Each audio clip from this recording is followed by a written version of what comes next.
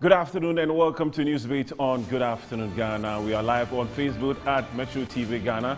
My name is Nana Kwesi Kwitia. Let's look at the news making the headlines for this afternoon.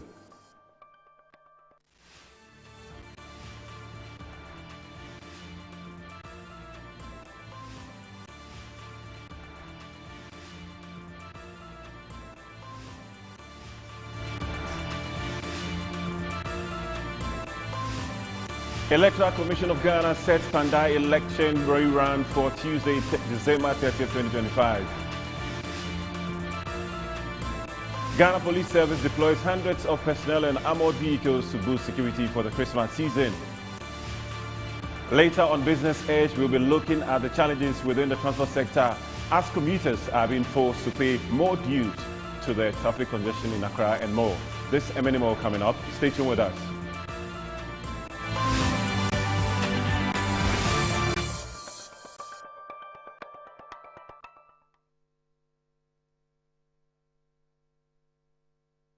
Welcome back, and these are the details. The Electoral Commission of Ghana has announced that the rerun of the Pandai constituency parliamentary election will take place on Tuesday, December 30th, 2025. This follows a ruling by the Tamale High Court on Monday, 24th November 2025, directing that a fresh election will be held within 30 days. The EC's decision was also prompted by an official communication from the clerk to Parliament on Tuesday, 9th December 2025, confirming that the Pandai parliamentary seat has been declared vacant.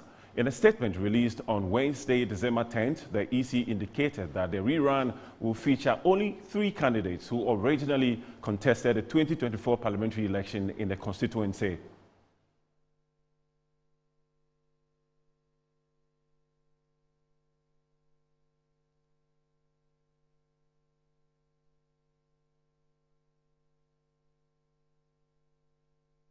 And away from that, the minority in Parliament is still demanding the withdrawal of a letter by the clerk to Parliament declaring the Pandai seat as vacant, insisting that the move undermines the rule of law. Deputy Minority Leader Patricia Appiagyei made the call while addressing the parliamentary press call after the December 9th commotion in Parliament, saying fairness and transparency have been compromised. Our parliamentary correspondent Dominic Ansah Pra has more. The declaration of re-election in Pandai broke out war in Parliament yesterday. Barely 24 hours now since sitting was adjourned. The minority held a press conference with the parliamentary press corps, citing that rule of law has not been adhered and also fairness and transparency has been tainted. We have taken note of a formal communication from the Clerk of Parliament issued pursuant to the contested High Court order notifying the Electoral Commission of a vacancy in this Honorable House. On the strength of that notification alone, the Electoral Commission is expected to regard the Pandai parliamentary seat as vacant, though it is a seat that was decisively won by the New Patriotic Party with a clear and commanding mandate of a difference of 3,734 votes. But here is the profound constitutional and historical defect at the heart of this matter. As I stand before you, the Honourable Member for Pandai, Matthew Nyindam, has duly exercised his constitutional rights. He has filed a stay of execution, halting by the operation of law the effect of that very judgment. We are not following precedent. We are shattering it. We are declaring that for the people of Pandai and for Honorable Matthew Nyindam, the historical respect for the process and appellate right is null and void. We are telling the 363,734 citizens whose clear will is not in mathematical that their vote is expendable. We are telling Honorable Nyindam that his constitutional right to appeal a right exercised by Nyamekan, Sakunde, and Kwesi is meaningless. We are telling the Court of Appeal its pending task is irrelevant. This is not upholding the law. It is a selective, cynical, and historical illiterate application of it. If we proceed, we do not wrong Pandai today. We establish a toxic new rule for tomorrow, that a parliamentary majority can weaponize a first instance court order to instantly unseat a political opponent, rendering the appellate courts and our own historical practice obsolete. Government business will continue to suffer, as the minority stated earlier on yesterday, if the needful is not done. For Metro News, my name is Dominic Nana Kwame Nansapra. Let's look at other stories now. President John Dramani Mahama has described moves to abolish the Office of the Special Prosecutor as immature, even as a draft bill to scrap the anti-corruption agency is already being prepared. His comment comes at a time when the Majority Whip, Chief Whip Nelson Defiameko and Majority Leader Mahama Ayariga has jointly drafted a private members' bill seeking to repeal the OSP Act and effectively dissolve the Office of the Special Prosecutor. That's why we're resourcing the Economic and Organized Crime Office and the other anti-corruption institutions, including the Office of the Special Prosecutor. And recently, there have been some controversy with the Office of the Special Prosecutor. I think it's premature to call for the closure of that office. The unique thing about that office is it is the only anti-corruption agency that has prosecutorial powers to be able to prosecute themselves without going through the Attorney General. And so people had mistrust for the Attorney General because the Attorney General normally is a member of government and is a minister of state. And so they believe that the Attorney General will be very reluctant to prosecute his own.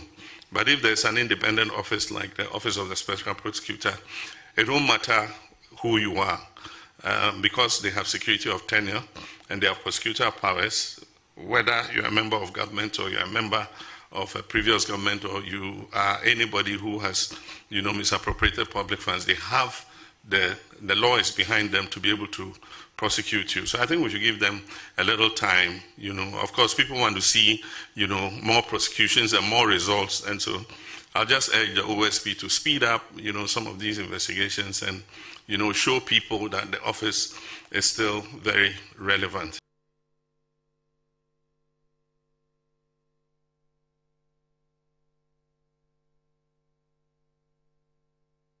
And still on the matter, a member of NDC legal team, Victor Kojoga Adawudu, has disclosed the NDC as a party hasn't concluded on what should be done to OSP because some views also suggest the Office of the Special Prosecutor be merged with Yoko.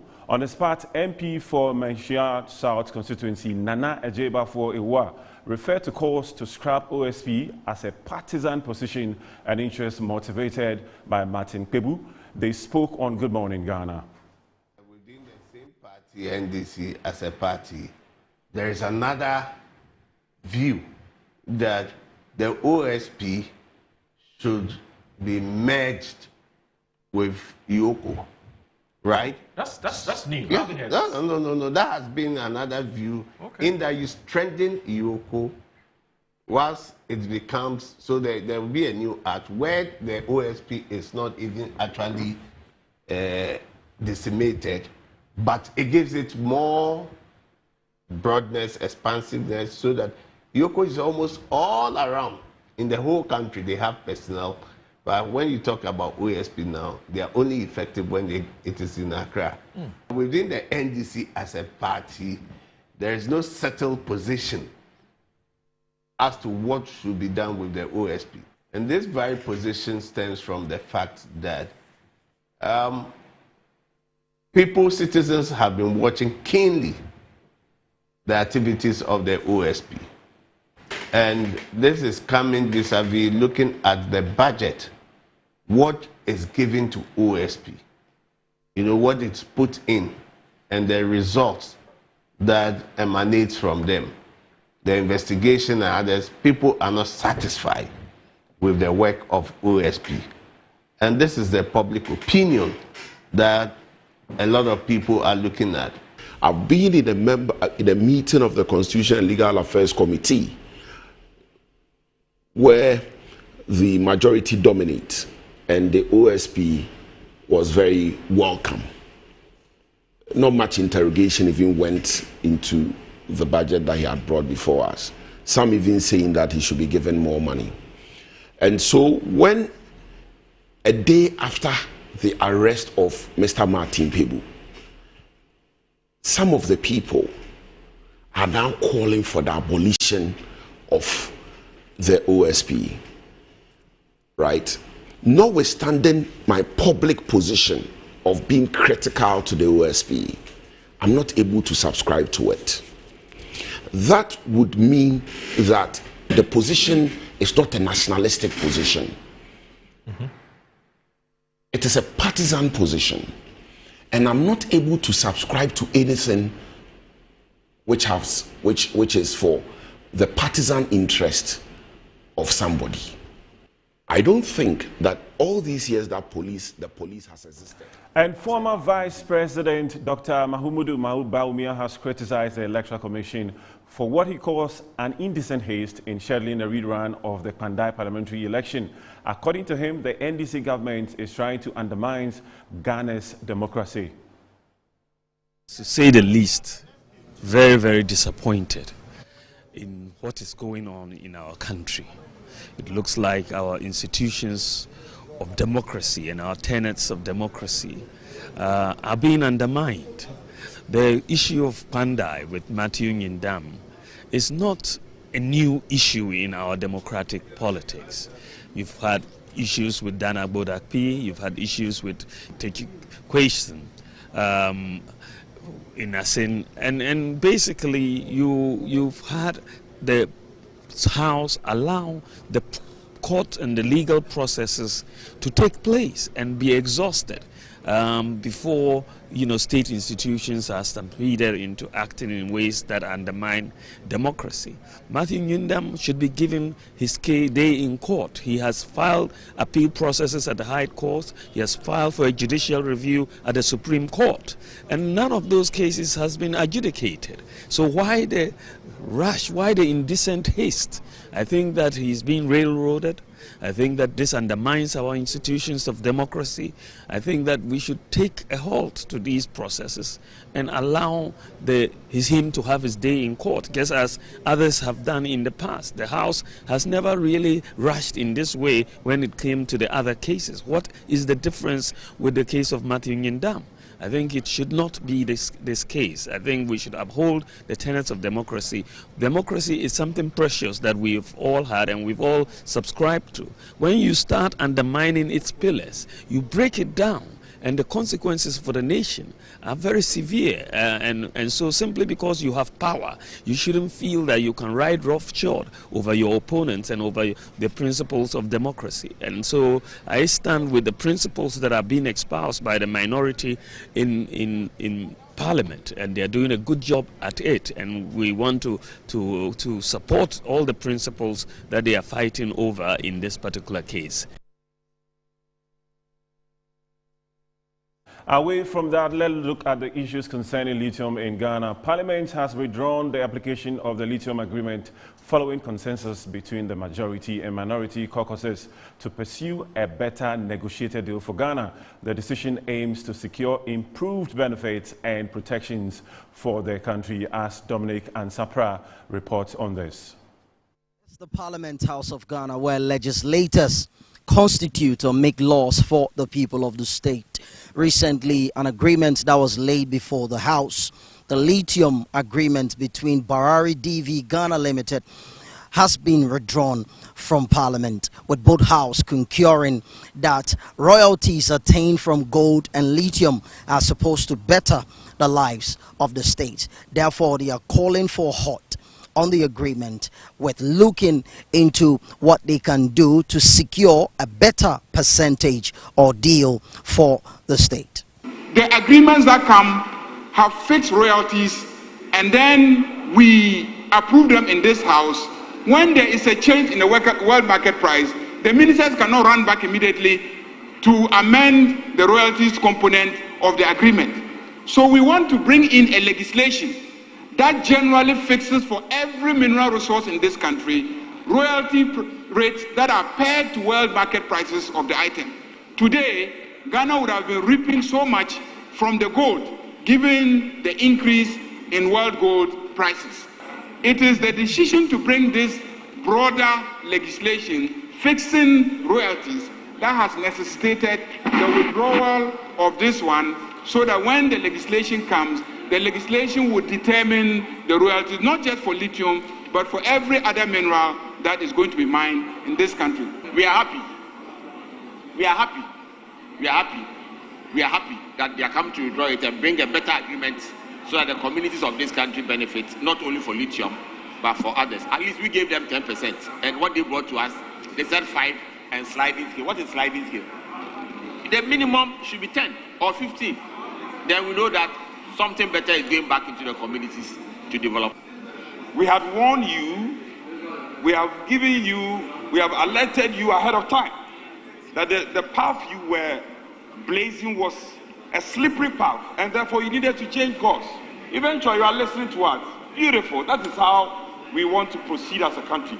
Ghana, after the independence, our per capita income was same as Indonesia. Indonesia has 10 round lithium. Now, lithium constitutes about 70% of the accessories of renewable energy. Leave is hereby granted. The agreement and the reference is hereby withdrawn. Research will go on with both houses. They will sit, they will talk about it, they will derive ideas and good perspectives as to how we can push the deal forward so that royalties attained from the lithium agreement will better the lives of the constituencies. Now let's look at the worsening transport situation in Ghana. I visited some vantage points yesterday to check on the congestion situation following the announcement by the minister. Take a listen to this. The problem is that when the car came and the mate was saying that, oh, Adenta or Dodowa is 10 cedis, then we were telling the mate that, no, that's not the price. That's not the price. Then the passenger would rather ask you, the money, is it belongs to you? Why are you forcing us? We will go. Okay. Then it means you don't have anything to say again.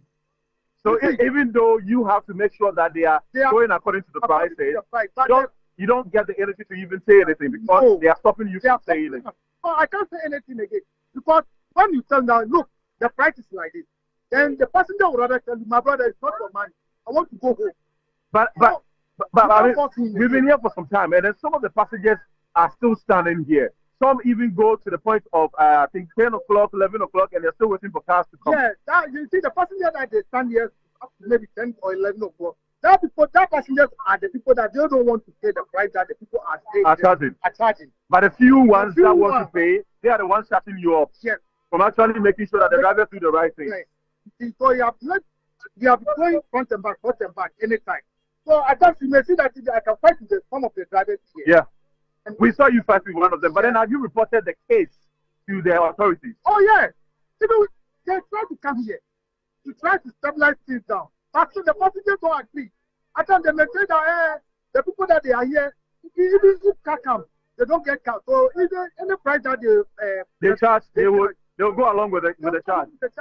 So it is not the fault of the drivers. The passengers are actually helping the drivers.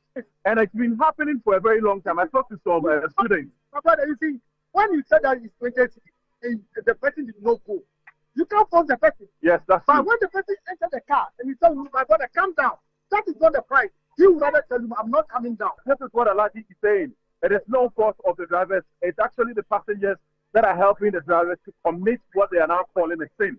So I don't know how they are going to handle this because to him, he has reported the case to authorities. The authorities come and then still the passengers. And most of the time, those people that are actually making those demands, they are just few. A majority of the passengers will get to stay here until they get a bus or a car that will give them the right prices for the fares that they're supposed to pay, and then they go home. So this is the situation here. We're just hoping that something can be done about it. Maternal Health Executive Director for Women, Media and Change, Dr. Charity Binka, has made a passionate plea to governments to prioritize food and nutrition in the country by making a separate budget allocation for nutrition in order to address the existing gap in maternal and child nutrition in the country. She made the call at a stakeholders meeting or engagement on Accra Nutrition in Accra. High-level stakeholder engagement was organized by the Women, Media and Change (MOMEC) and the Coalition of Actors for Public Health Advocacy with the support of Elena Crook Foundation. Witness change makers, academicians, policymakers, among others, converged to elaborate on nutrition actions adopted by Ghana from the Nutrition for Growth Summit in Paris, all in attempt to show stronger commitments in ending malnutrition in the country. Recent reports by UNICEF and World Health Organization estimates that undernutrition contributes to approximately 12,000 child deaths in Ghana annually, while malnutrition costs Ghana 4.6 billion Ghana cedis annually in loss of productivity and healthcare costs. Speaking on the sidelines of the event, Executive Director for Women, Media and Change, Dr. Charity Binka, says mothers and children can no longer suffer from malnutrition. It's very important that we make nutrition very visible in the budget. There has to be a commitment to nutrition. We need to address it. There's no reason why we should be talking about malnutrition in Ghana.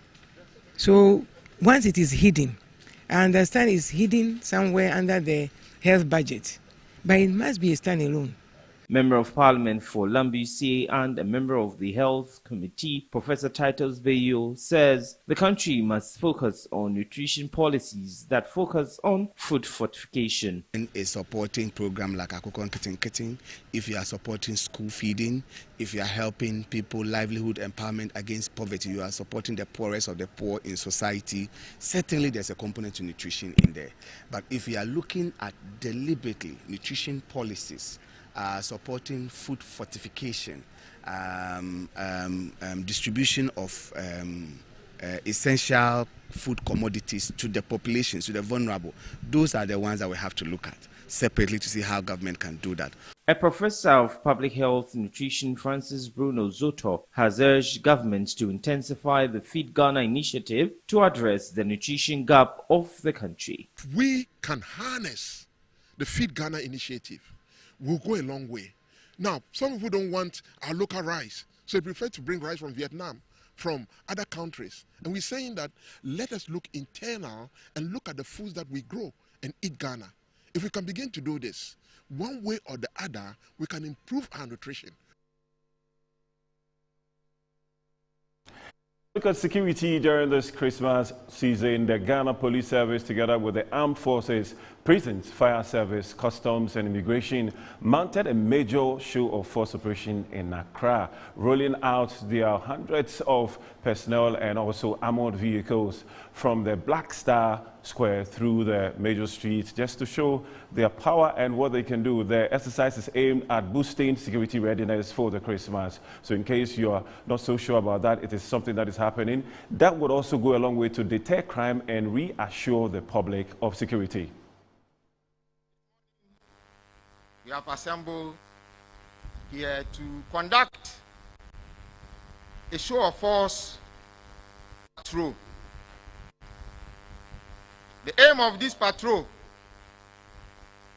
is not to intimidate or harass or inconvenience our compatriots, but to demonstrate our capacity and cooperation in the exercise of our mandate. As we have already been grouped into the various teams, we'll be dominating 5 axes on entering Accra, the major routes. So each team is to go on these axes, patrol and return.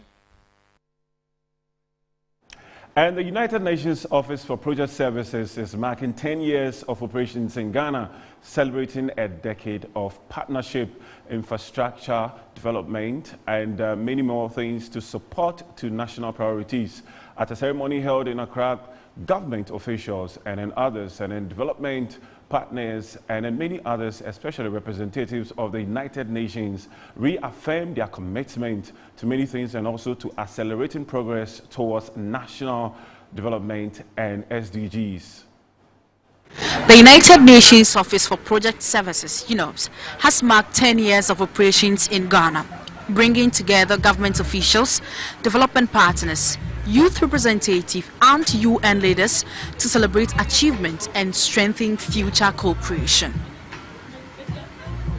Since establishing its office in 2015, UNOPS has supported about $45 million in development projects across health, agriculture, infrastructure, and climate resilience.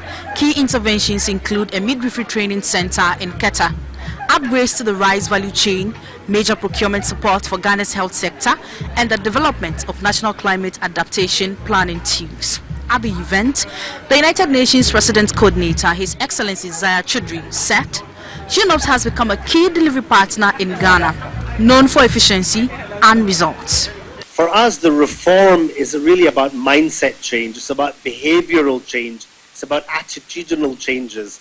It's about us working better with more partners to deliver a higher quality service to the people that we serve.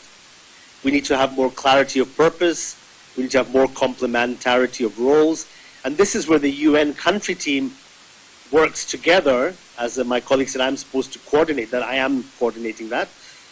Not easy job, but I look forward to working more closely with UNOPS. UNOPS Deputy Executive Director Sonja Layton-Koon described the anniversary as both a celebration and a call to deepen efforts and impact. The United Nations Office for Project Services, which we call UNOPS, is the operational arm of the UN.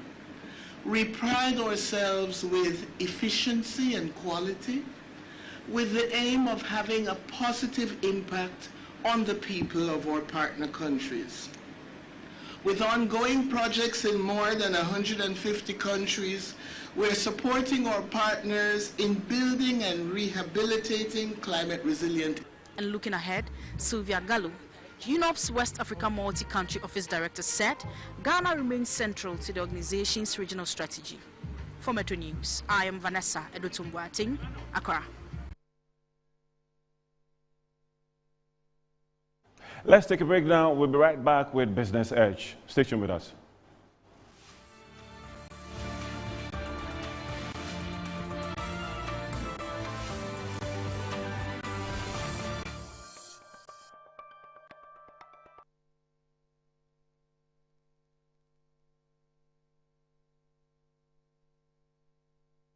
Brands manager. Of course, I accept only quality and affordable printed souvenirs for my promotional campaigns. I'm the head of academic affairs of a very important institution in Ghana. Of course, we only deal with quality, reliable printing companies for our institution's printing materials. I'm talking about appointed time printing.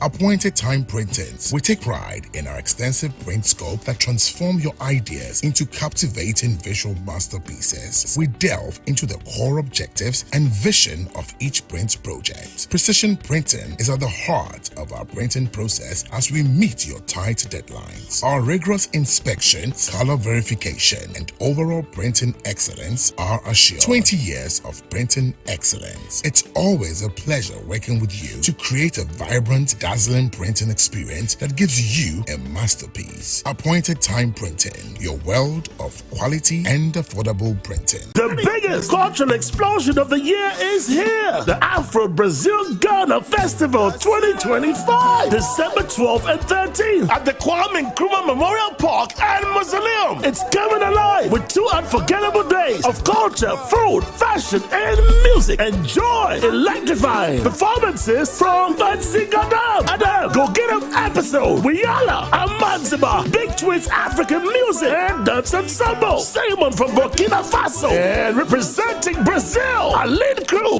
This historic festival is organized by Big Twins African Music and Dance Ensemble in collaboration with the Embassy of the Federated Republic of Brazil in Accra. Supported by Ministry of Tourism, Culture and Creative Arts, Ghana Tourism Authority. Learners, this is your moment. Showcase your products and services to the world. Tickets available at AfroBrazilGhanaFestival.com. Media partners. It's happening this December. It's the biggest, the largest, the Bushels Jollof Party Festival. It is the Metro Jollof Festival happening on Saturday, 20th December 2025 at the forecourt of Metro TV. It is an all-day event with opportunity for exhibitors to sell this bronya. Come join us. Let's cook jollof. Buy and sell on Saturday, 20th of December 2025. To exhibit, call 0243 272 753 or 055 282 0211.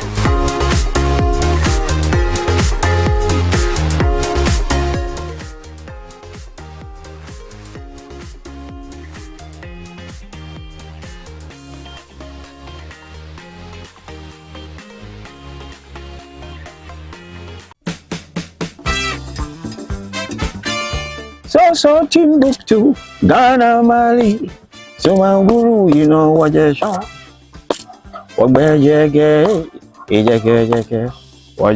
Hello, Ghana.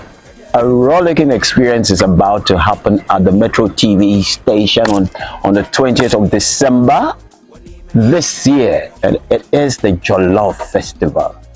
I want everyone, and I implore everyone to be part of this experience. Never before. Amanziba says so, and I will be here to rep. Thank you, Ghana. Bless.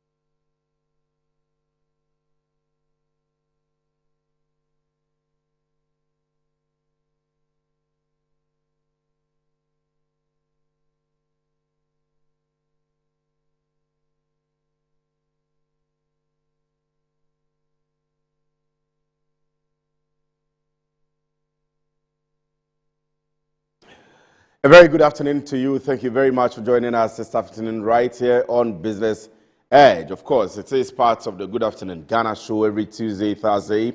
You would see us here with the business analysis, the business information, the data, and so on and so forth.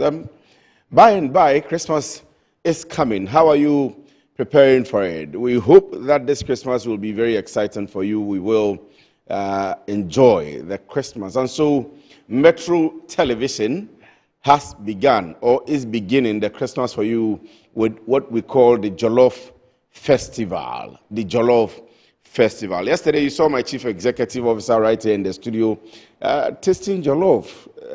As to whether it was an excellent jollof or whether they had to just taste it, we will see. We'll see. But you need to be here on the 20th day of this month. Let's see the men who can cook. Those of us who know how to prepare rice and jollof, and those of you who know how to do news. My people are inside the studio here saying, hey, we'll see. So all will be said and done on the 20th day of this month. Make your way right here on the premises of Metro TV. So at Metro TV, we have Ignite Media Group. It is Metro TV, Original FM. We're all here at RAID. So look for Metro TV. You can Google us and use the Google map, and come in, or get to the stretch of Rage, Alisa Hotel, and you will find us. It will be exciting right here on the premises of Metro TV. Countries are representing. Of course, our dear Ghana is heavily represented. Nigeria has been boasting about their war with Ghana and how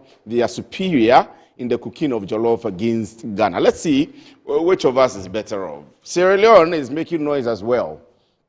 I'm told other countries like Uganda and those who want to be noted for jollof are also making their inroads and making noise and are making a request to be part of the competition. But let's come here on the 20th day of December. It's a Saturday. Relax. It's in Christmas or it's in December. Come around, let's enjoy, and let's cook jollof. Let's have the competition, and let's see what goes on. So I'm being told to do the exchange rate. So let's see how it's performing.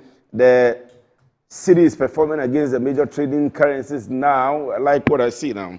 The US dollar is buying for 11.3%. There is some stability as of last week, and it is selling for 11.44%.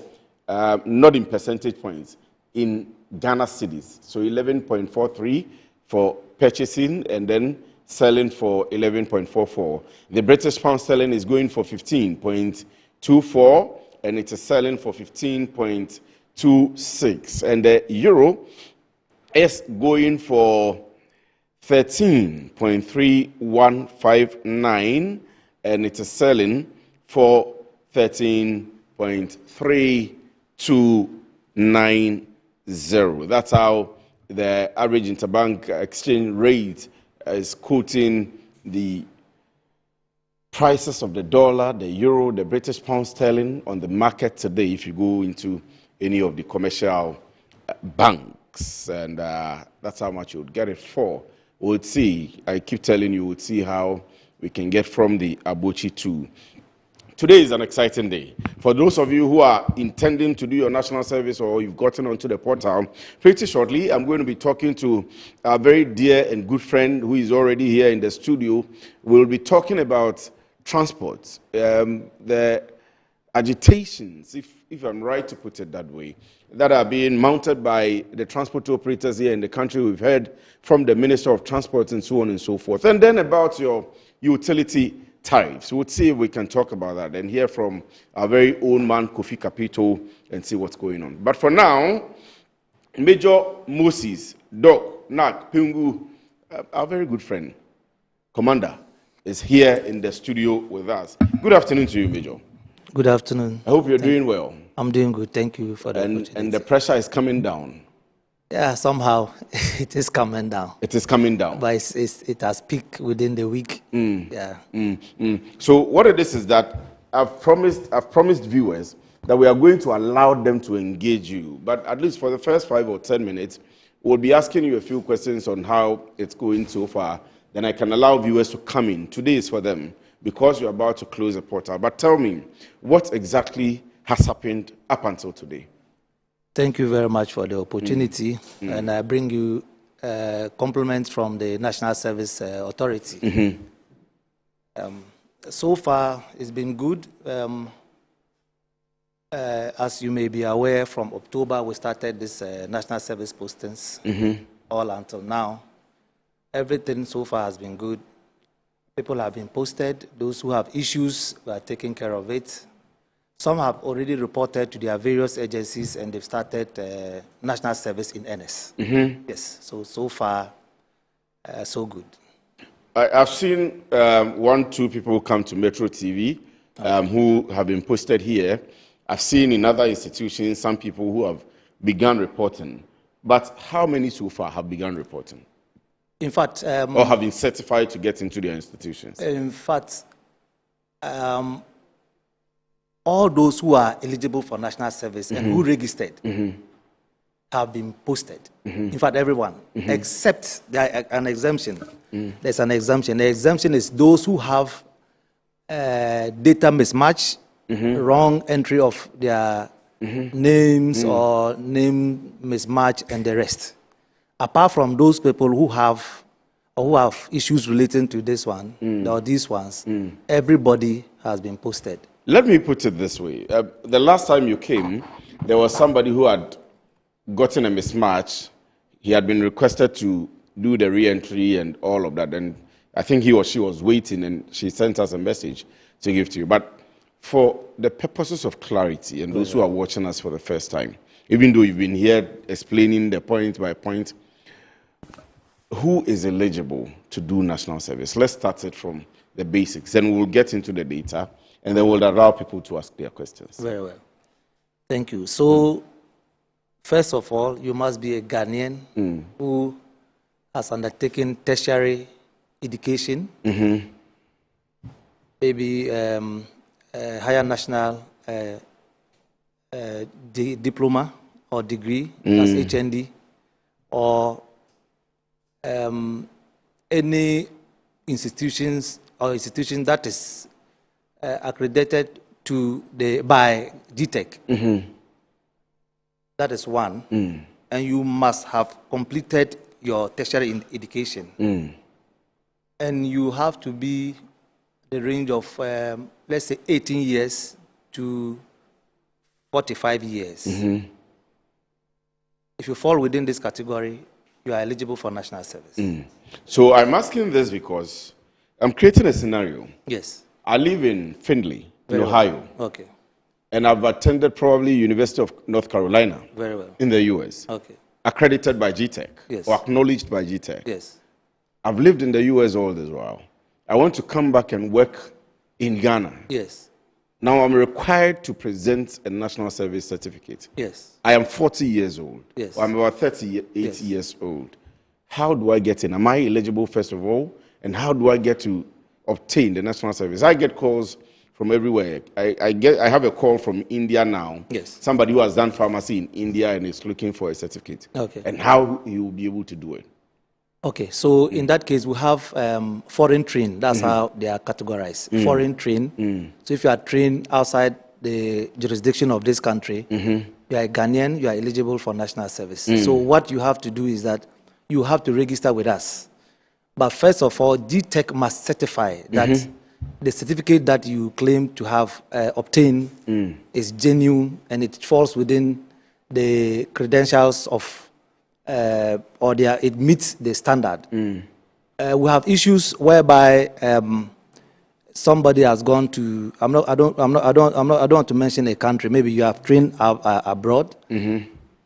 Some certificates, maybe then they have a certificate that says that it is a degree. But when you compare it to what we have here, probably it's a diploma. So GTEC will have to certify that that the certificate that you have is a degree.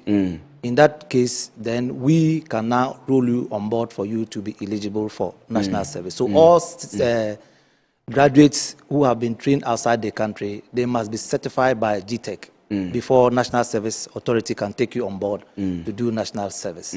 Somebody said he did communication studies. Very well. Or something related to marketing. Okay. And then he's been posted to the Agric office of a district assembly. Okay. For example, where I come from, Kwabri East or Savilugu or somewhere, the district office, the Agric office in the district assembly. How does that happen? The person did, what do you call it? Any information studies or marketing or communication studies related course. Yes. Not necessarily GIG, but from University of Ghana, for example, where there is Agric students. Yes. There is a school of Agric. People have gone to the Agric school. Very well. And then he does maybe political science. Okay. And then he's placed at Agric Agric office of the district assembly or the regional coordinating council. Okay, very well. So, for instance, this year, per se, a lot of people have concerns relating to this. The fact of the matter is that once you, on the portal, you are filling the portal and then you express interest in agriculture, we have no mandate to vary your interests. So automatically you'll be sent to an institution that is related to agriculture or to the farms. There are a lot of concerns coming out these days, and all is because I did maybe by med, and have been sent to the farm. It is the individual who has expressed interest in going into agriculture. And the last time I mentioned, I was here, I mentioned that at the time, about 12,000 people had expressed interest to go into agriculture. Yes, you mentioned, I remember that clearly.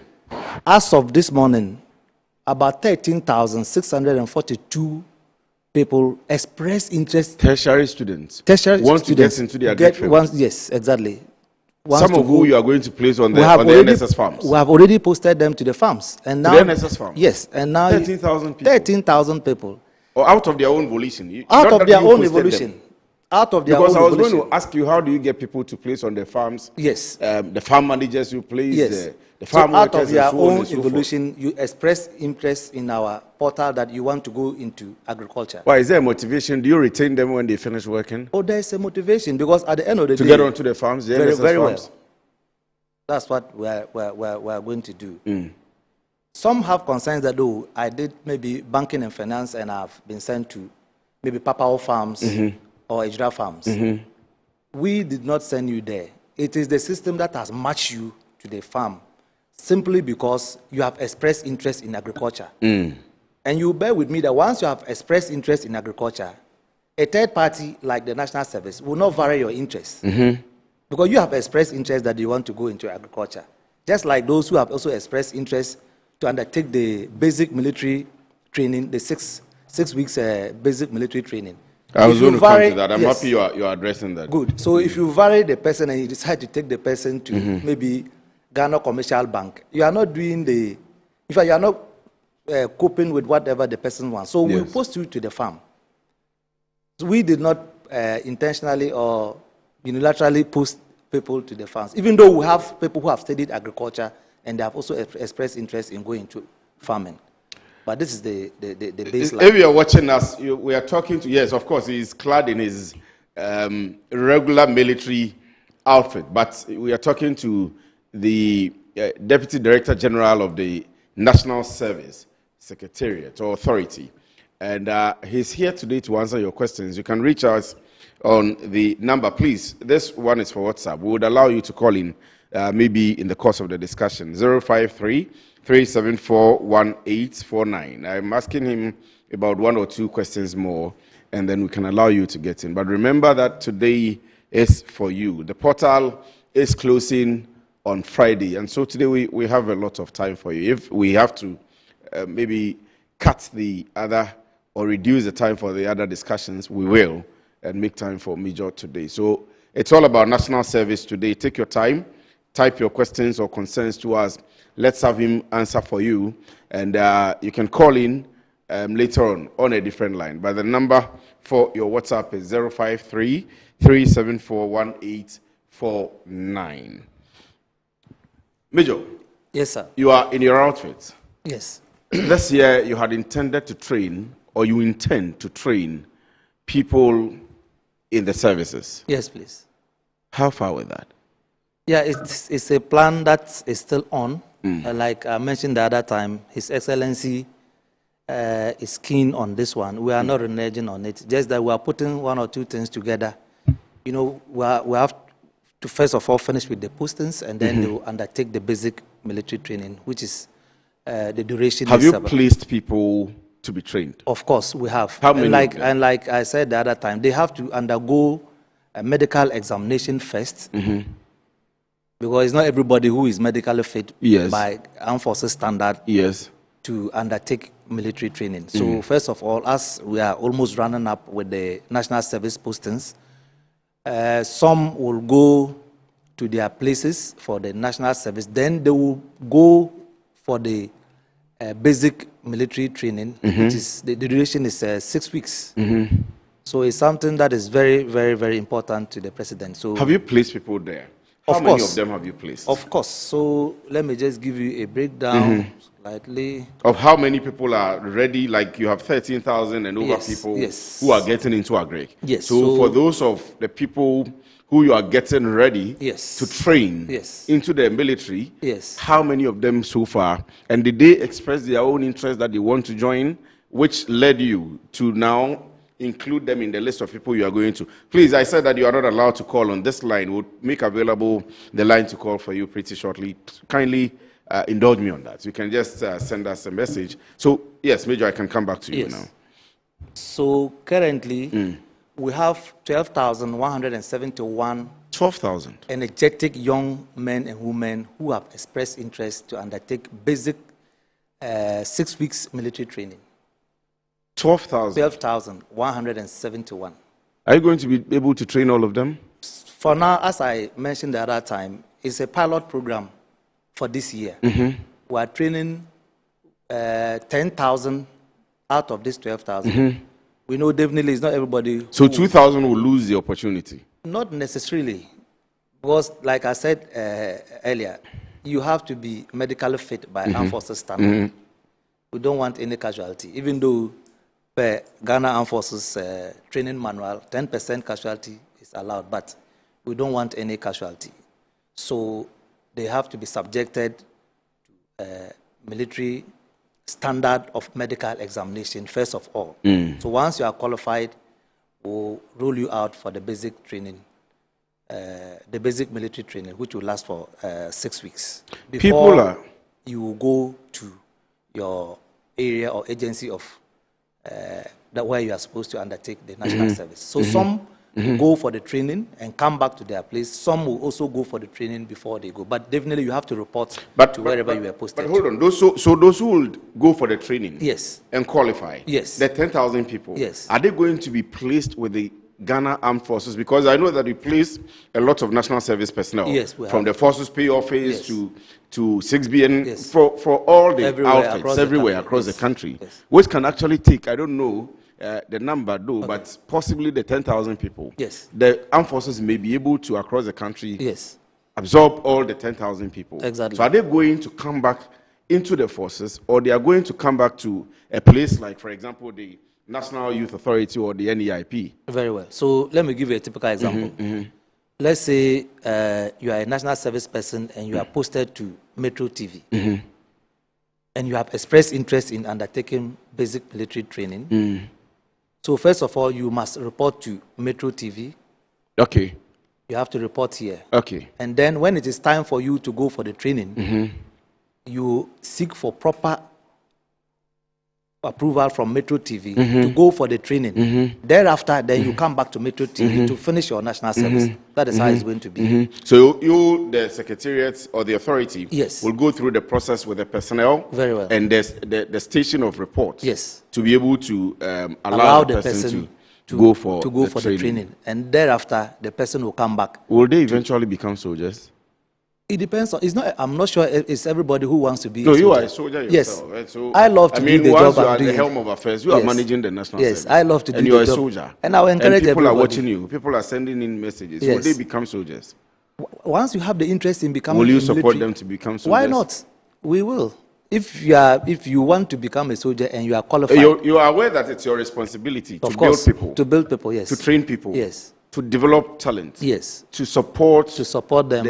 And nurture the growth of the people. In fact, bridge the gap between the tertiary and the industry. Yes. And so it's your responsibility, and especially because you're a soldier. Of course. Are they becoming we will soldiers? nurture. That's what I'm saying. It depends. If you have the interest, you know, you cannot force somebody to do something that he doesn't like. It's not everybody in earnest who wants to become a soldier, even though they've expressed interest in undertaking basic military training. Somebody will be there immediately after the training, will want to venture into any other thing else.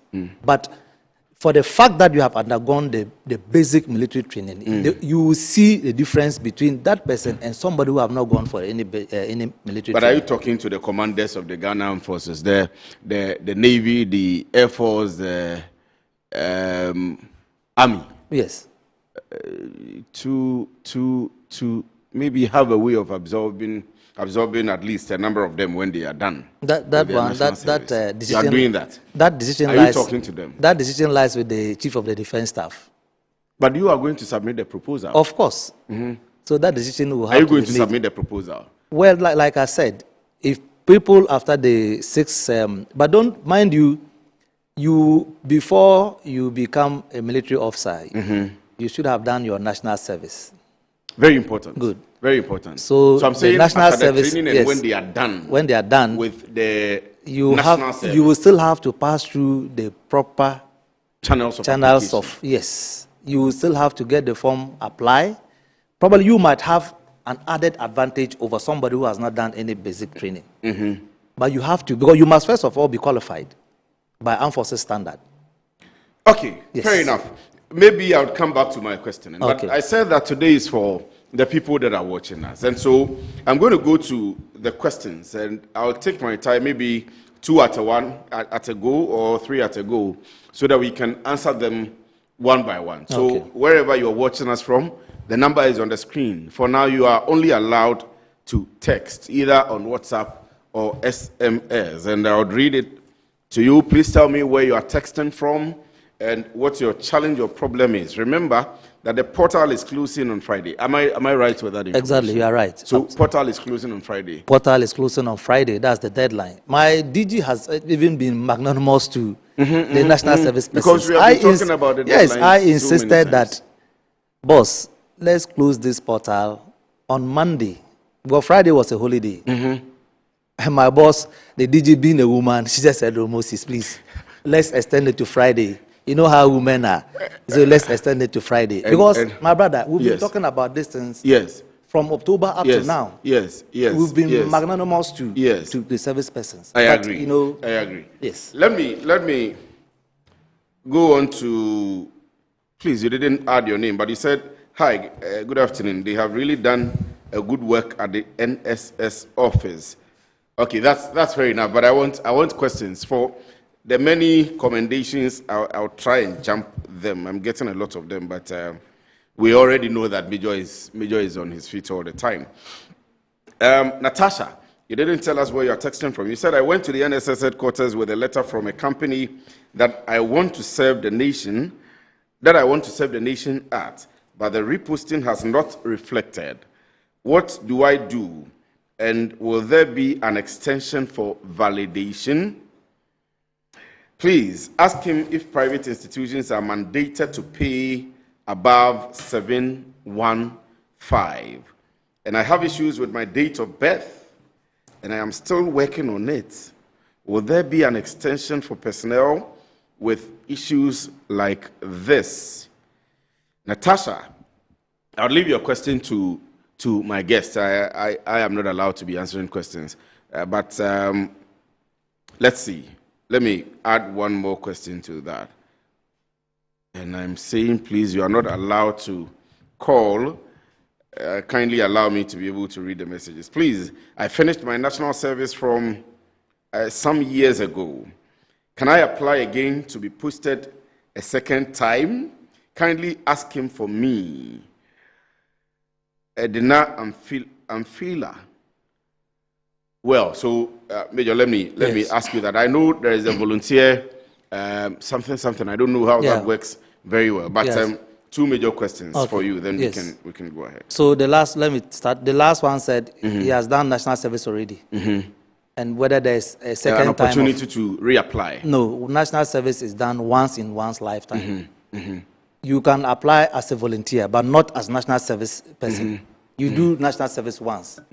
I know some years back, during the O-level, A-level period, if you completed A-levels, you do national service. After university, you do. But this time around, national service is done only once. So once you finish tertiary institution or tertiary education, you will do your national service once. However, you can apply as a volunteer. And then, how does a volunteer work? Is it after the national service? After the national service. So let's say those who just completed their national service, you can apply as a volunteer. And how much are they? And it's the same as just like anybody who is engaged in national service. Do they all get enrolled if they apply? Once you apply, you will get enrolled. It's not automatic. It is not automatic. Okay. We cannot burden the payroll of national service. We need to balance 1 or 2 things. Otherwise, we have issues of paying people who are legitimately doing national service. They should be a priority for us because they are doing mandatory national service. So we have to take care of them first. Okay.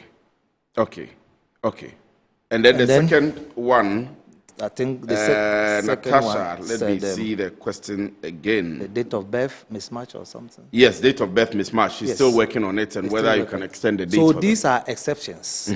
When you have issues pertaining to date of birth or name mismatch and those ones, we give exceptions to these ones. In fact, from Monday, if you come to our office there, it's been inundated with a lot of people. I was at our regional office on Tuesday. The crowd was overwhelming. But I have an issue with that. But sometimes you can't blame people for it because we have the attitude of waiting till last minute. I have visited almost all the regions to check on the registration. Sometimes you get to the registration center and you find only 5 or 6 people. Sometimes they sit down idle, nothing. Because individual people don't come for validation and registration. Then last minute, then there's a mob at the regional office and our district offices.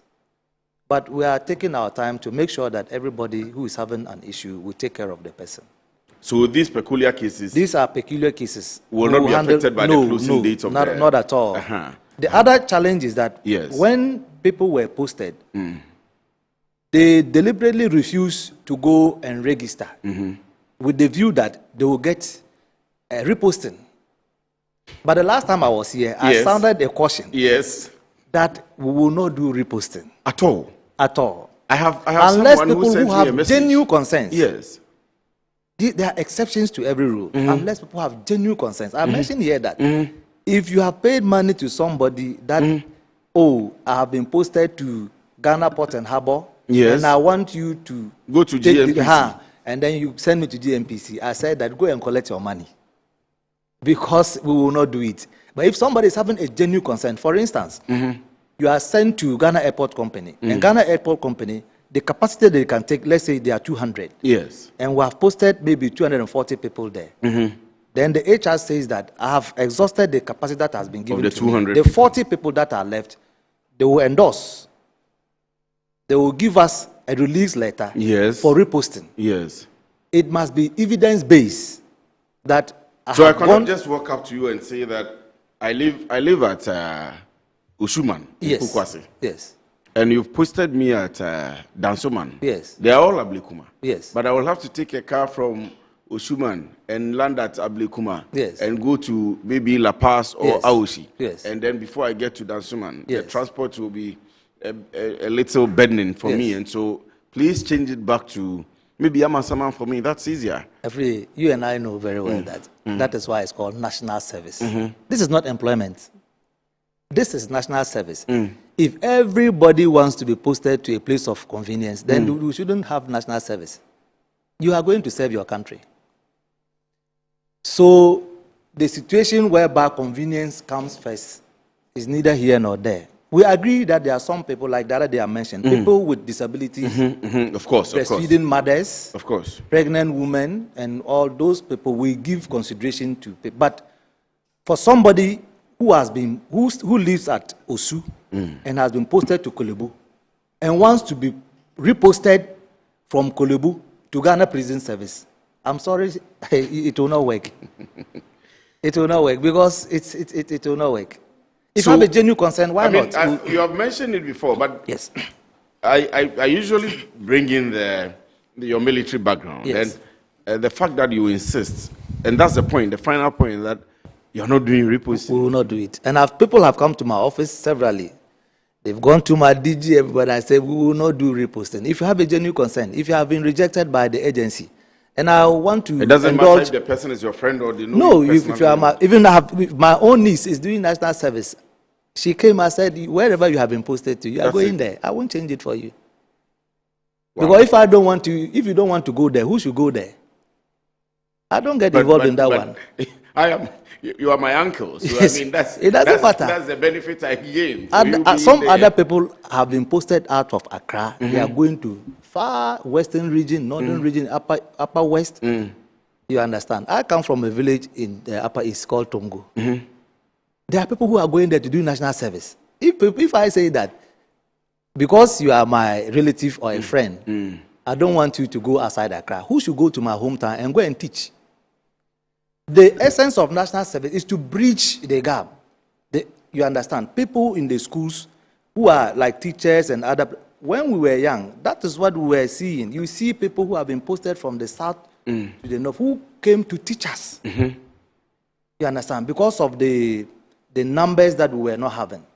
So if people are not willing to go to the remote areas to go and teach, who should go there, my brother? Enoch says, please, I am Enoch. Sometimes the SMS message is delayed when it's time to go for medicals and stuffs.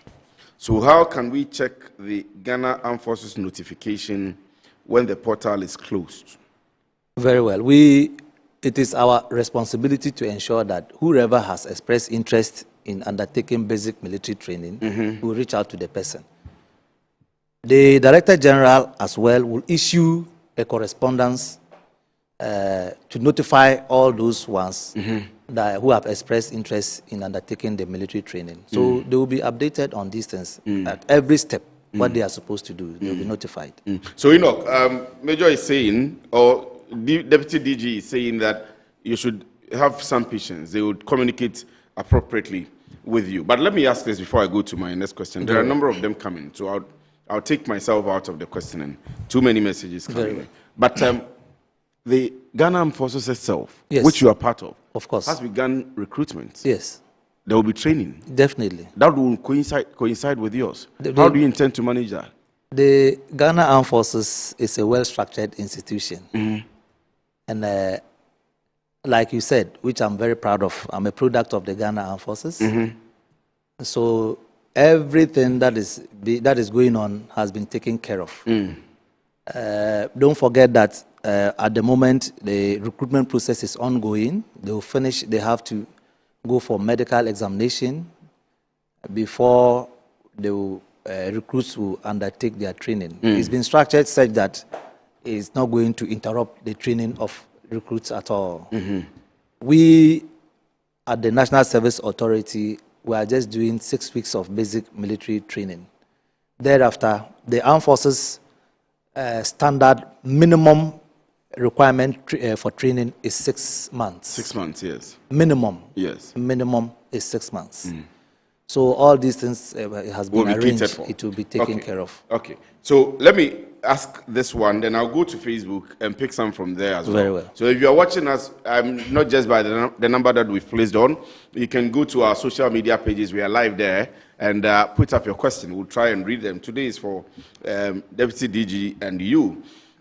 Good afternoon, sir. I am Suyati, a student from the UDS City Campus. Last week, I visited you at your office to seek your support to rectify, I'm sure you are referring to the Deputy DG, not me, to rectify the wrong date of birth submitted by UDS to the National Service Authority, making it difficult for me to complete my National Service online registration up till now. Find below my details.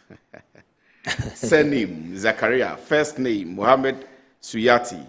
Student ID, I'll skip that because this is a public TV station. Your date of birth, I'll skip that. Your university ID, I'll skip that. How can this be resolved? And you say, thank you, sir. He has said that for cases like yours, it is very peculiar or a special case. So I don't know, but there is the possibility of allowing you some respite. But I'll come to Major for the answer. This is from social media. It says, my posting came on 28th November, but the place I was posted to said there is no vacancy for the NSS personnel. Major was speaking about it just right now.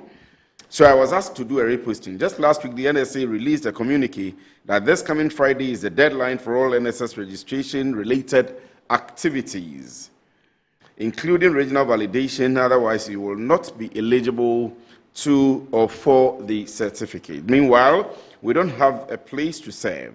We are honestly very frustrated. You delayed postings for more than a month and are now pressuring us to complete all activities and not miss the deadline. Major. I think that is an unfair comment. Like I said, we started these postings. You needed to streamline the system, yes, which we have discussed which we did in our previous engagements. And I can tell you that we've spent over a month doing postings. In NS, we started on the 3rd of November. So that's why I'm saying that is an unfair comment. And like I mentioned earlier, if and you I have agree a with that, based on the conversations we have had so far, and how you have updated everybody. We kept so updating, we issued correspondences. I mean, but I'm saying, look, whatever it is, we will solve the problem. Because he is saying that he was posted on the 29th. 29th, what is today's date? Today is 11th. What has he been waiting for? You went to the agency said that. That's 12 good days. Good. 12 days, you went to the agency said that they are full to capacity. What you need to do is to take a letter. And now, on this note, please, let me use your platform. Please go ahead. To admonish agencies who reject these young men and young women. It is not the best. We have sent you a formal letter signed by the Director General. If you have issues of capacity, write to us. Immediately. And let's see how we can resolve it. But if these young men come there and you turn them out, you are frustrating them. But we are told that some wait for protocol list. Is that true? Some of these. My brother, I told you the other time that this time there is nothing like protocol list. And I'm very strict on that. When we go to GNPC today, yes. When we go to Ghana Gas today, good. Petroleum Commission today, NPA today, yes. we will not find a protocol list. There is nothing like protocol list. Let me tell because you what we are told. Let me tell you what people categorize as protocol list. Yes. Metro TV sends us a request that you need 3 technicians. You need 4, maybe, I don't know, I'm not a media guy, so but like you send the requirement to us. Cameramen, yes, cameramen, you understand, you get it. Yes, control room people, and MCR and so on and so forth. The total number is maybe 15. We at National Service, once you have sent us an official correspondence, we will match or we ensure that we give you all these young men and women who fall within that category. So if it is a protocol list, then it's coming from Metro TV, not from National Service Authority. But we don't do. So that is the list from you requesting us that post a free year to Metro TV. So if it's a protocol list, it's coming from the institution, not National Service Even the Authority. public institutions. Of course, some people bring a list. A list of people. Yes. So let's say, let me give you an example. Yes. Let's say Eduji Tamaklu's MP. MPA. Let me give you MPA. So Eduji says that this year maybe they need 20 national service persons. However, they need 7 to be 7 who read petrochemical engineering. You understand? Yes. 2 maybe who did by something, I don't know. But within the MPA's mandate, they look at it and they say these are the people that they need. We will now look at potential service persons who fall into this category. Yes. Then we post them to EDUG or NPA. So if he says that, okay, maybe you did your internship at NPA, and they've seen that, you are very good, you understand. Good. But there are times that NPA knows somebody, maybe EDUG knows somebody, maybe in the NDC party. Yes. Or EDUG knows me, and because he knows me, very well. I've called him that my cousin wants to work with him, and so he brings the list to you. He brings the list. National Service don't. That's what I'm saying. That if they say it's protocol, it is not coming from National Service. So it may so happen. It may so happen that if you push 240 people there, the HR at NPA will wait for the list of EDUG to come and register. So those who were posted without recourse to anybody will now have to be sacked or sent back to you. No, I don't think so. Why I say so is if the CEO of NPA knows that their capacity is 200, okay.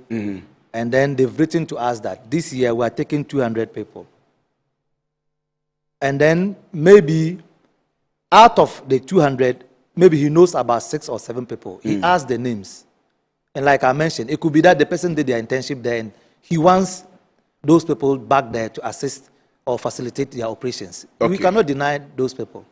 Simply because maybe the person is a party person or is a relative of the CEO. They are still Ghanaians. Yes, they are Ghanaians. So we have to give them the opportunity. This one is also from social media. Please also on Facebook, YouTube, kindly add your name and where you are texting from. Let's be able to do a proper identification so we can answer you properly. Good morning, please. It's actually in the afternoon now, and your text, well, it says, please, some of us still having been posted for NSS, and there is no communication from the National Service Authority about when to expect it. I registered on the same day as everyone else, and I don't have any data mismatch, yet I'm still not posted. It's really frustrating. It was a month yesterday, and some of us graduates are frustrated and stressed because the National Service Authority hasn't posted us since the first one was released. No official communication has been issued to calm us down. Just a few people close to NSA saying it will come soon. Please, we don't have a mouthpiece. We'll be glad if you can raise an awareness campaign for us on X. The point is that he's here. He's been here all the time, answering questions, and so you have a mouthpiece. You have us here. You have Metro TV. You have Major all the time, and he's taking questions personally and also on TV all the time to answer to you. But Major, let me put the question back to you again. Yes. So there are people who don't have any problem in his case, it's an exceptional situation. I say so because as of Monday, everybody who registered for national service, and is eligible for national service, we posted everybody. That's what I'm saying, that his own is an exceptional case, which maybe after the program, you could contact me or you should come to the office. We'll resolve it. So if you're watching, the other aspect, he has his doors opened all the time. Yes. So if you're watching, make your way to the head office. You should just walk to my office and look for me. I will rectify the problem. And he would help. The other aspect is that some are still registering because the schools submitted wrong date of national service. Do not tamper with the data that comes from the schools. The data that you send to national service, we'll upload that data or we'll onboard it on our platform, and then we'll begin to do the postings. We do not tamper with names or date of birth. So if your school mistakenly entered wrong date of birth for you, then you have to go back to the school for that to be corrected. Because if we do that, it means that tomorrow, hopefully you will be there, and then your date of birth on your Ghana card is that you were born in 1914. Or like the UDS scenario that somebody just the UDS scenario like this. I think that it's not just even UDS. There are a lot of schools, and I want to admonish the universities or the schools to be meticulous in this, because they are giving us a lot of problems. They enter wrong, and it's no fault of the students or the national service persons. But I will blame the students too, or the national service person in a way, because you went to school for 4 years. You never took steps to check the dashboard. To check the dashboard, and even go to check the details. You have to go and check your details. My name, is it correctly spelled? Is that the right date of birth? If they had done all these things before they onboarded onto our platform, we will not have these problems.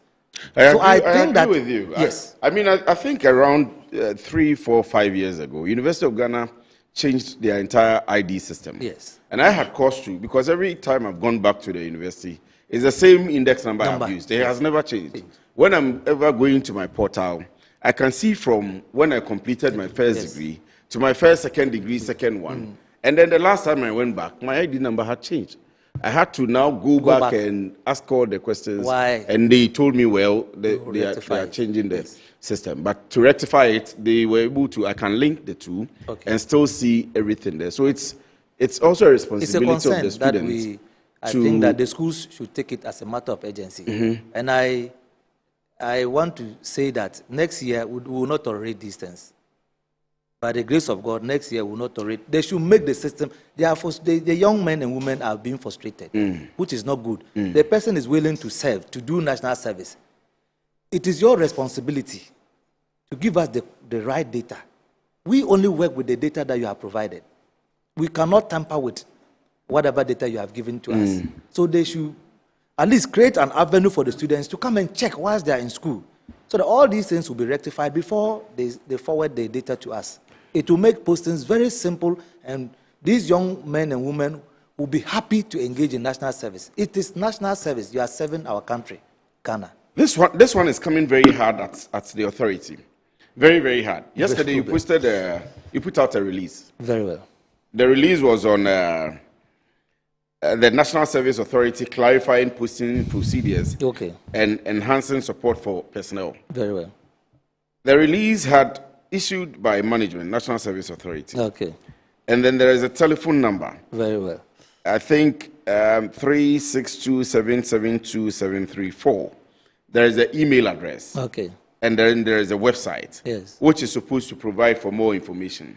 And then customer service for the personnel. This is coming from my colleague. Okay.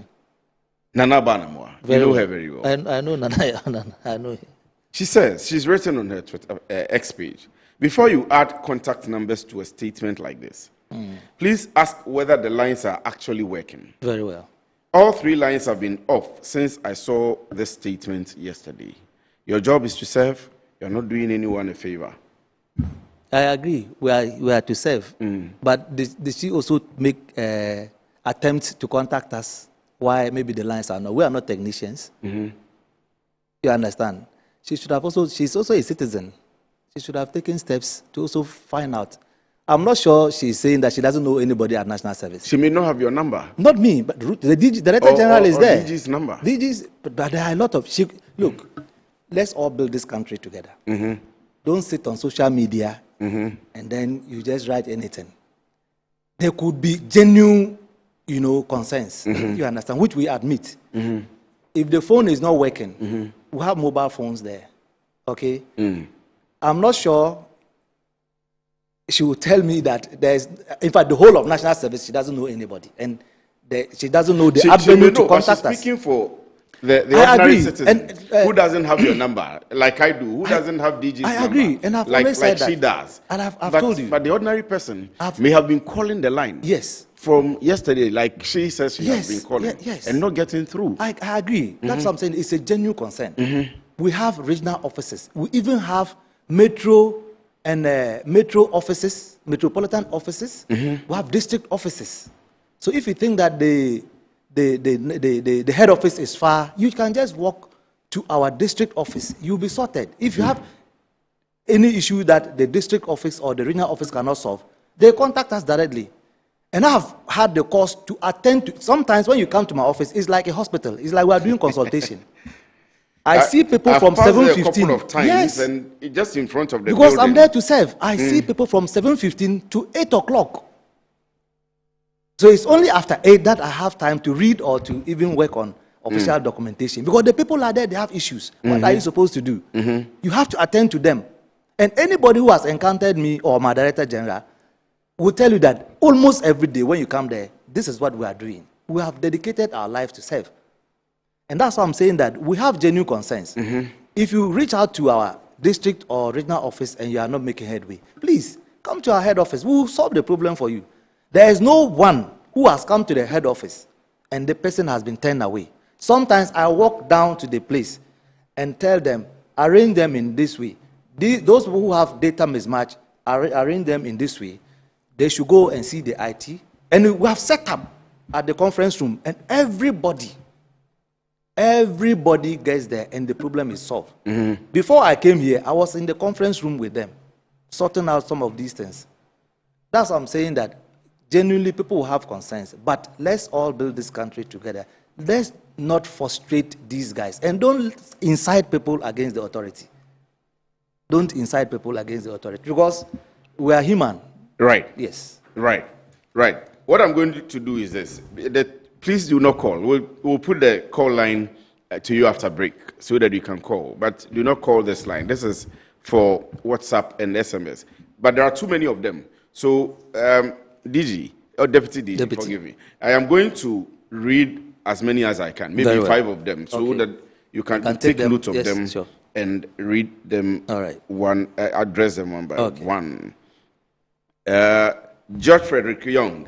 Please, I want to clarify something about my NSS portal. I was trying to add my Ghana Pay number, but the system is telling me the name on my Ghana Pay is different from the university name. That's data mismatch. Yes. That's been addressed already. So, George, we'll jump your question. Good afternoon. My name is Hassan Yusuf, texting from Dansoman. My question is, can a citizen of Ghana decide to go under military training without becoming a soldier? That's also been maybe answered, but we'll leave that for Deputy DG. Good afternoon, sir. Please, I'm Naomi, texting from Bawi, and lesson a degree nurse. I made a mistake on my portal. Instead of my Ghana card number, you keyed your telephone number. in place of your Ghana card number. Naomi, who has done a degree in nursing. So I was unable to submit my Ghana pay number. I'm done with my service, but haven't been paid for a year. Wow. I'm sure you would have to visit Deputy DG in his office on this particular one, because this is a peculiar case. So Naomi, his offices are very open. Please do well to visit. Please, I live at Sunyani, and I have been posted to NCCE in Accra. I do not know how to rent and live on 715, as I do not have any relative to live with in Accra. It's a big inconvenience to me. Can I get an exception and be reposted if I pursue it? Please, I am Mary. Mary texting from Sunyani. Hello. Since national service personnel can be posted anywhere, are there resources available like housing facilities for people posted away from home? These are students who are not working and don't have money, and not everyone's parents has the ability to pay for rent and food for the awards, who are sent away from home for a year. Are there facilities for these people if there are no repostings? Please, you didn't tell me your name.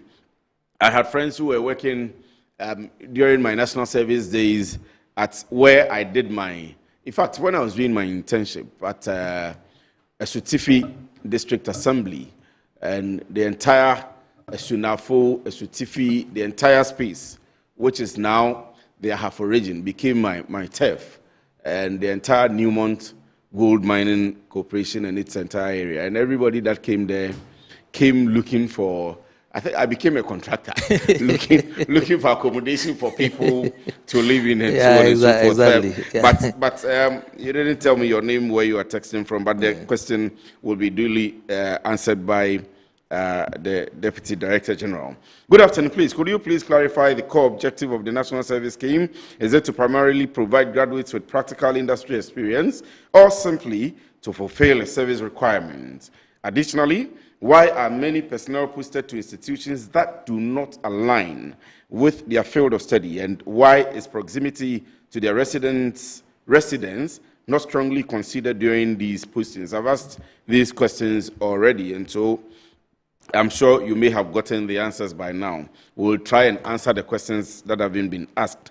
Please, where my son was posted to said they are not taking marketing students and that he should go for reposting, which he did. However, the reposting has not reflected till now, still showing the old company. I went for a letter from my company private for him to be posted there, since national service personnel are posted there. Up until now, he hasn't been posted. My son's name is Lawrence Kafui Adive. Maybe let me end here so, for you to answer these, and we can come back to the rest. So let me start with what you just ended. Honestly, if the person, like I mentioned earlier, if you are posted to an agency and then they said they cannot take you, and you have gone for a release letter or for repostings, genuinely we have to repost you because you have to do national service. So genuinely we have to repost you. So Lawrence should contact us. He should come to the office with these letters. He must come with evidence of being rejected from the first postings. Yes. That they don't take the marketing students. You must come. So the release letter should come from the agency to us. We need. Otherwise, anybody at all can just get up and come to the office and say that, oh, I went to this place. They said it's full, so repost me. It must be evidence based. Yes. So come with a letter. We'll repost you. It is our duty. It's our mandate to post you. And then the other one is the course of steady alignment. You know, or management or leadership of national service has taken this into consideration. Going forward, our subsequent postings is going to be based on course of study. It must be aligned. You cannot read banking and finance and you want to go and work at NPA. You saw petroleum engineering and you read banking and finance. What business do you have at NPA? Yes. So going forward, and you see these things, it is the parents and guardians who create all these problems. You will be in the office, somebody will come that, oh, just like this one, I have been instructed or have been told that there is no vacancy. Then we look at your course of study. Mm-hmm. You've studied political science or early education, and then we post you to an institution, a school, to go and teach, and you say you don't want to go and teach, you want GRA. What business do you have to do at GRA? Mm-hmm. Early education. What business do you have at GRA? So when you turn such a person down, then they say you are wicked. But the bottom line is that is what you have studied. It brings us to a bigger problem we need to address as a country. Of course. And for you, the policymakers and the economic managers, it's Very a well. problem that some of us have been discussing. Yes.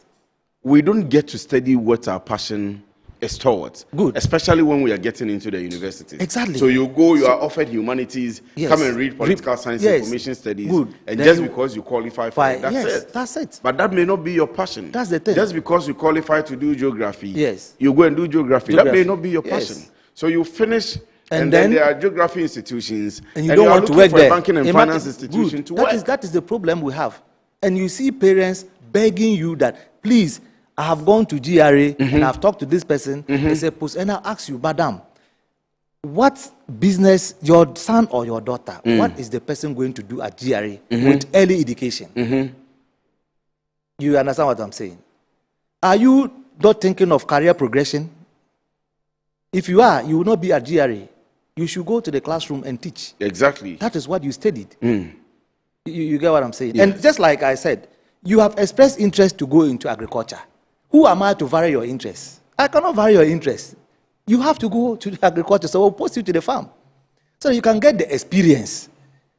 You get what I'm saying? And I've always said that what we are doing at National Service, I call it executive farming. You see the way you are dressed. You can dress like right from office here, and you'll be on our farm. Yes. Because the farm is aligned such that it is not the, what do you call it?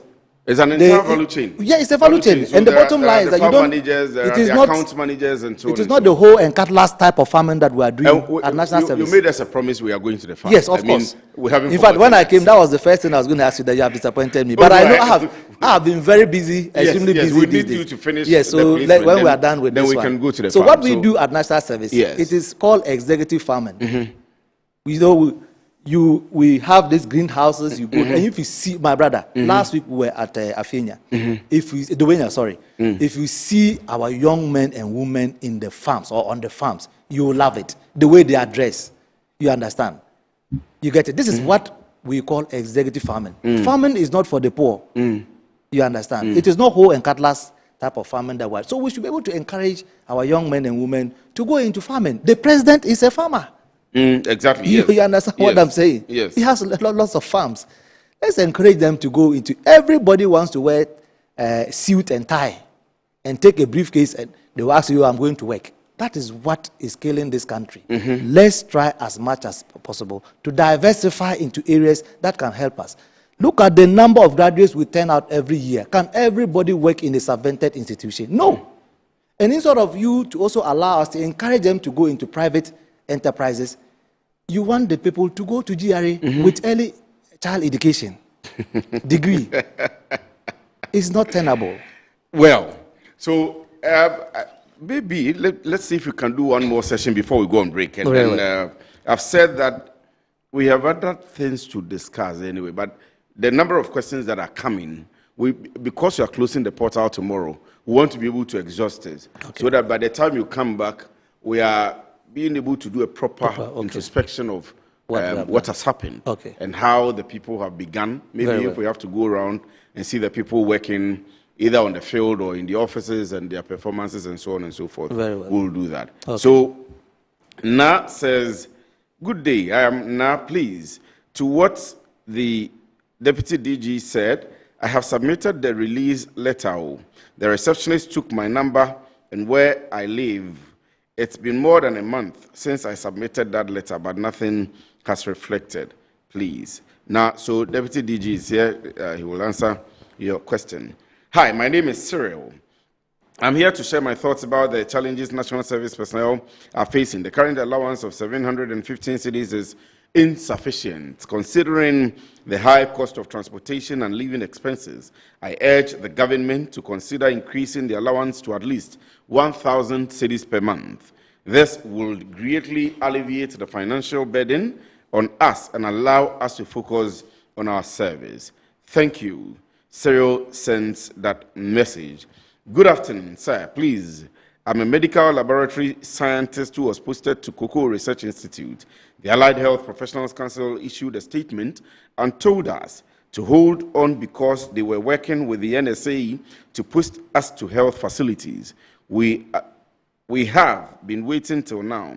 AHPC says we shouldn't worry about the deadline effect and it wouldn't affect us. Is this the case, please?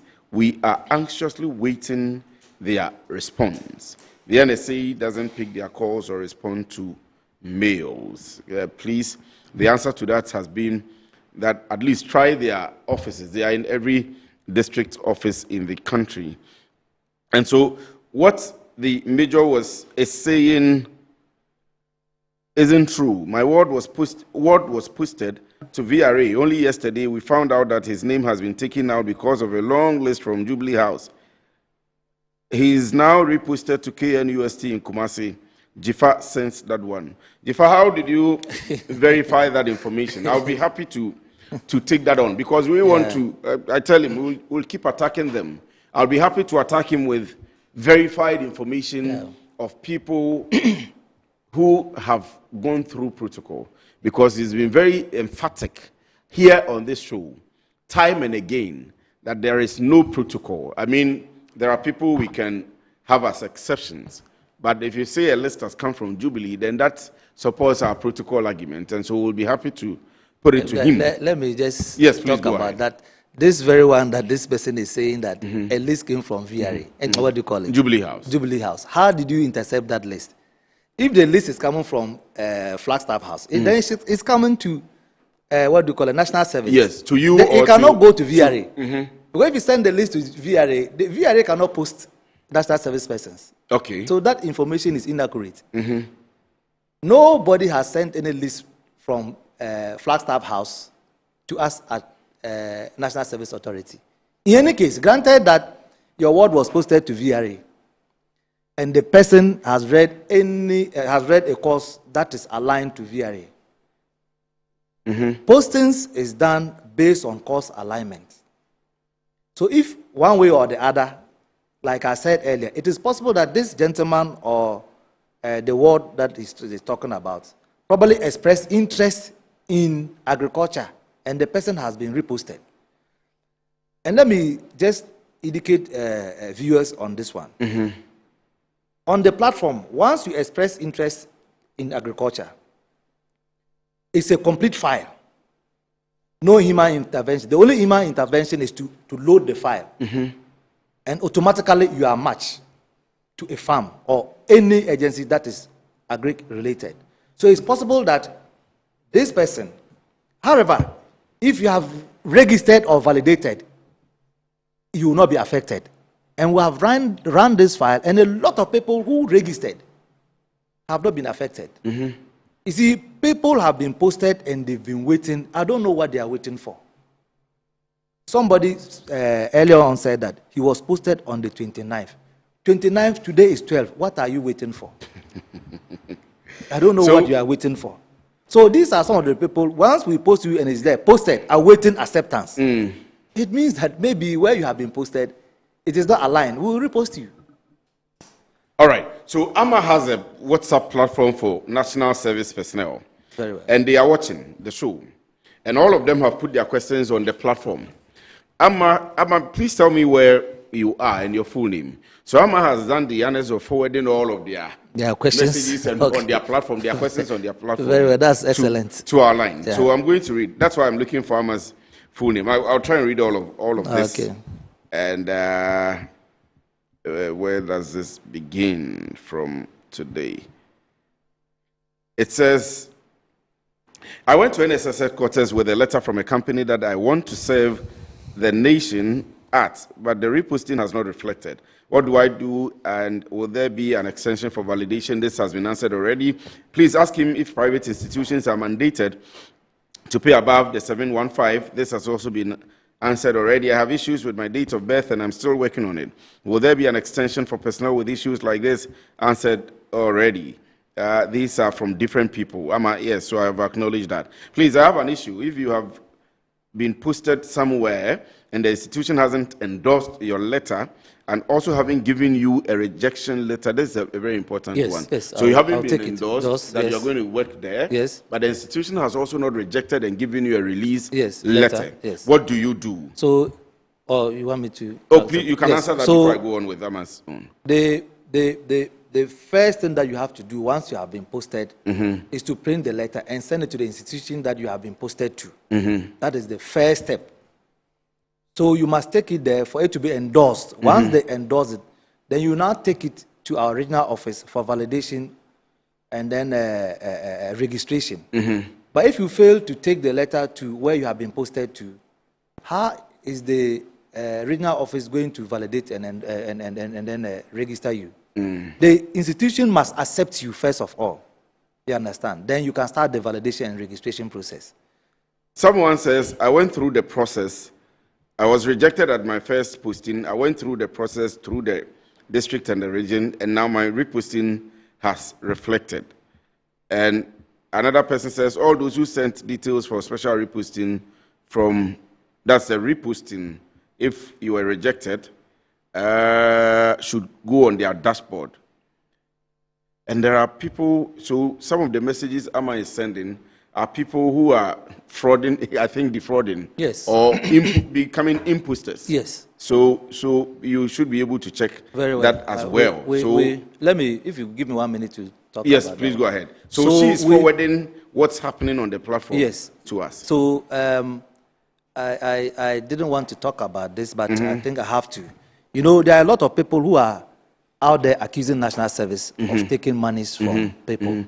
There is one message here like yes, that. I think the public should also help us. I have said here and elsewhere that National Service, we do not take money for repostings. We've taken steps. People, what we are talking about now, people are under investigation. Good.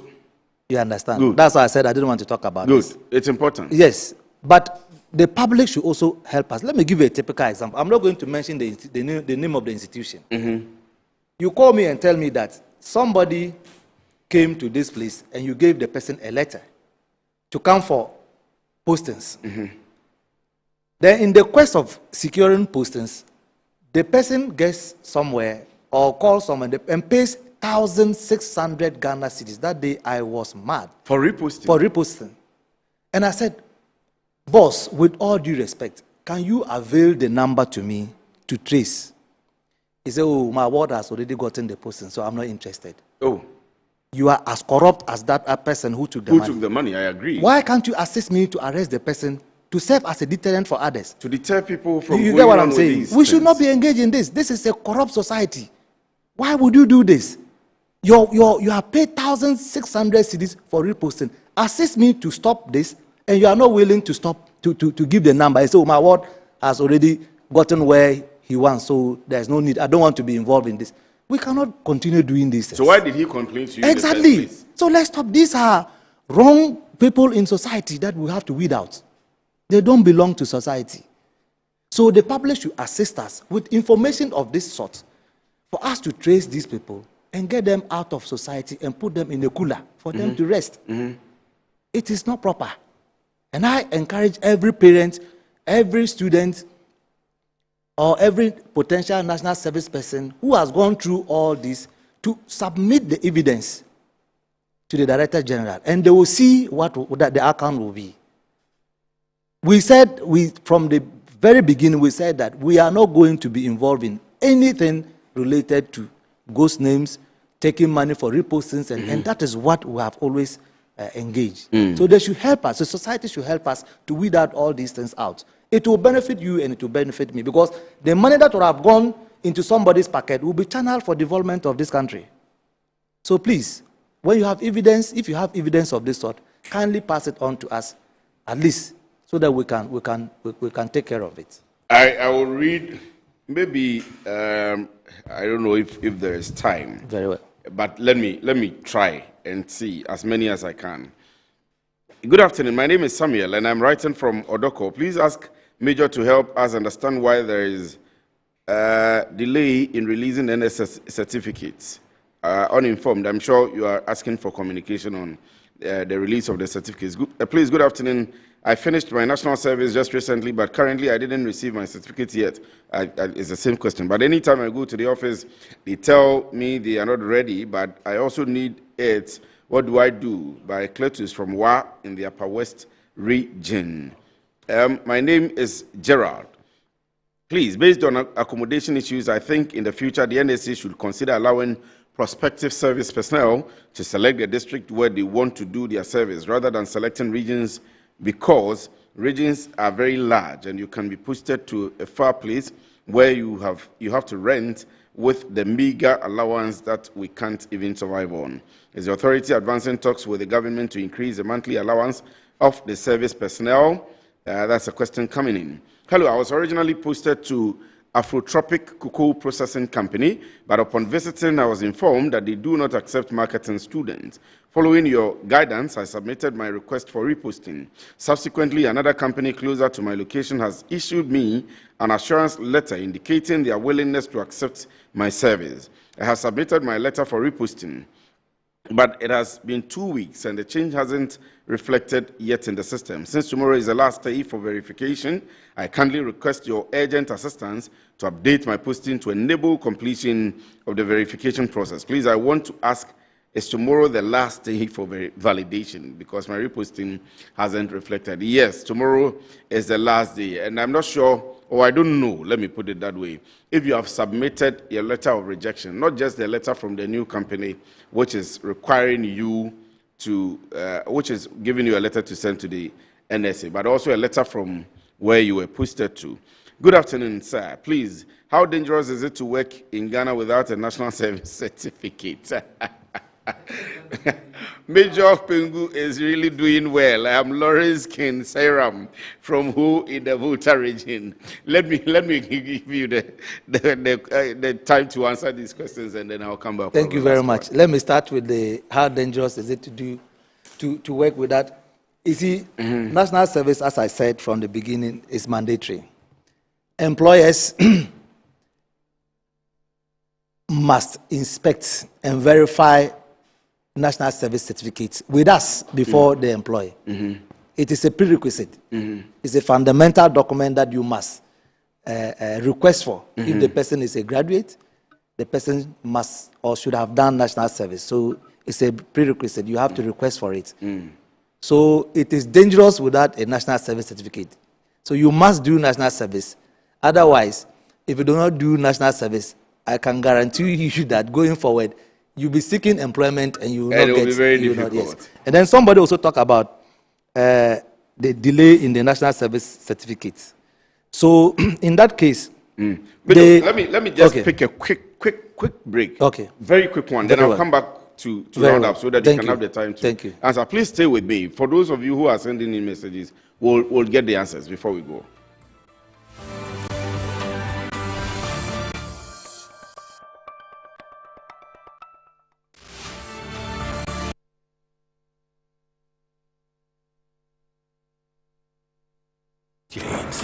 James has been searching for happiness for years. So we asked locals to point him to the source of their happiness. Until one fateful night, when his search finally came to an abrupt end.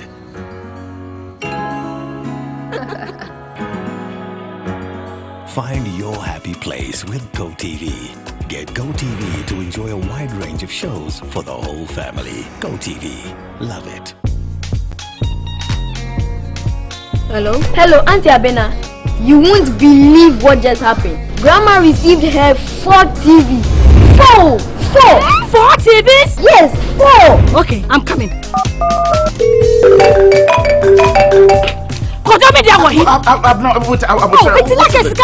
You are using it to spread grandma like that. Spread grandma? 4 TVs, 2 fridges, microwave, Kojo, why? Do you want to open an electrical shop for her? Hey, no! It's a regular 100 cedis I send her. I'm sure it's Uncle Atu. Let's call him. Atu? Why? Atu? Why are you spreading a grandma with appliances? Me? Spread who? When? How? Please, oh, it could be Amma. Let's call Amma. Let me call her. Hello? Oh, why? What are you saying? Appliances for grandma, no. Why? Hey, it's not me, oh. Assembly, critical. Let's call grandma. Let's call grandma. Hello? Hey, grandma. So who is buying all those stuff for you? Call me Granny Cash. Grandma know the joke, the luckiest. If they do me 5 pounds per year. When I buy ticket 100 cedis, I pay them small or big. I automatically get my free gift. Hey, sir! Yes, so with the luckiest, anytime you buy tickets up to 100 cedis, whether small or at once, you are guaranteed to win a free gift. TV sets, fridges, hampers, airtime, cash. Remember to dial *712#, choose option 4 and follow the prompt. With the luckiest, everybody wins. Even Granny Cash. It's happening this December. It's the biggest, the largest, the Bushels Jollof Party Festival. It is the Metro Jollof Festival happening on Saturday, 20th December 2025 at the forecourt of Metro TV. It is an all-day event with opportunity for exhibitors to sell this bronya. Come join us. Let's cook jollof. Buy and sell on Saturday, 20th of December 2025. To exhibit, call 0243 272 753 or 055 282 0211.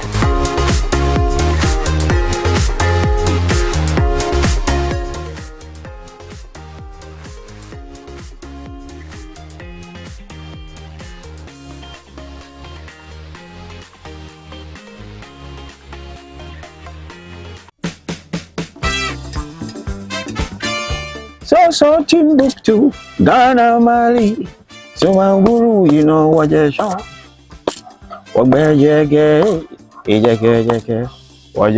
Hello, Ghana. A rollicking experience is about to happen at the Metro TV station on the 20th of December this year, and it is the Jollof Festival. I want everyone, and I implore everyone to be part of this experience. Never before. Amanziba says so, and I will be here to rep. Thank you, Ghana. Bless.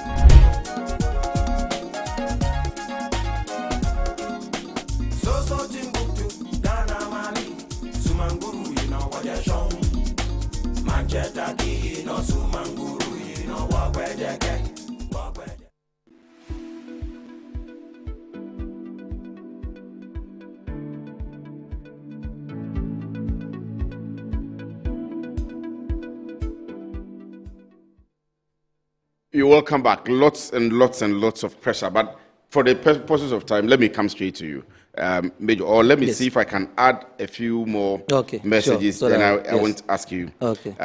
Please find attached. You said, good afternoon. Okay, the one from the Cocoa Institute. You have added your details. Good afternoon, Metro TV. I'm Nana Ikuya. I'm an old student of GIMPA.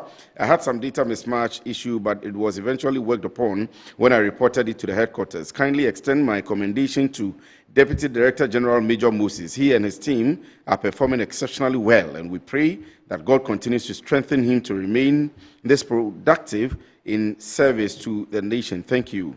Nana Ikuya sent in that one. Please tell Major that my award read electrical engineering at KNUST and was posted to VRA, but they have reposted him to KNUST, the Stand Learning Center.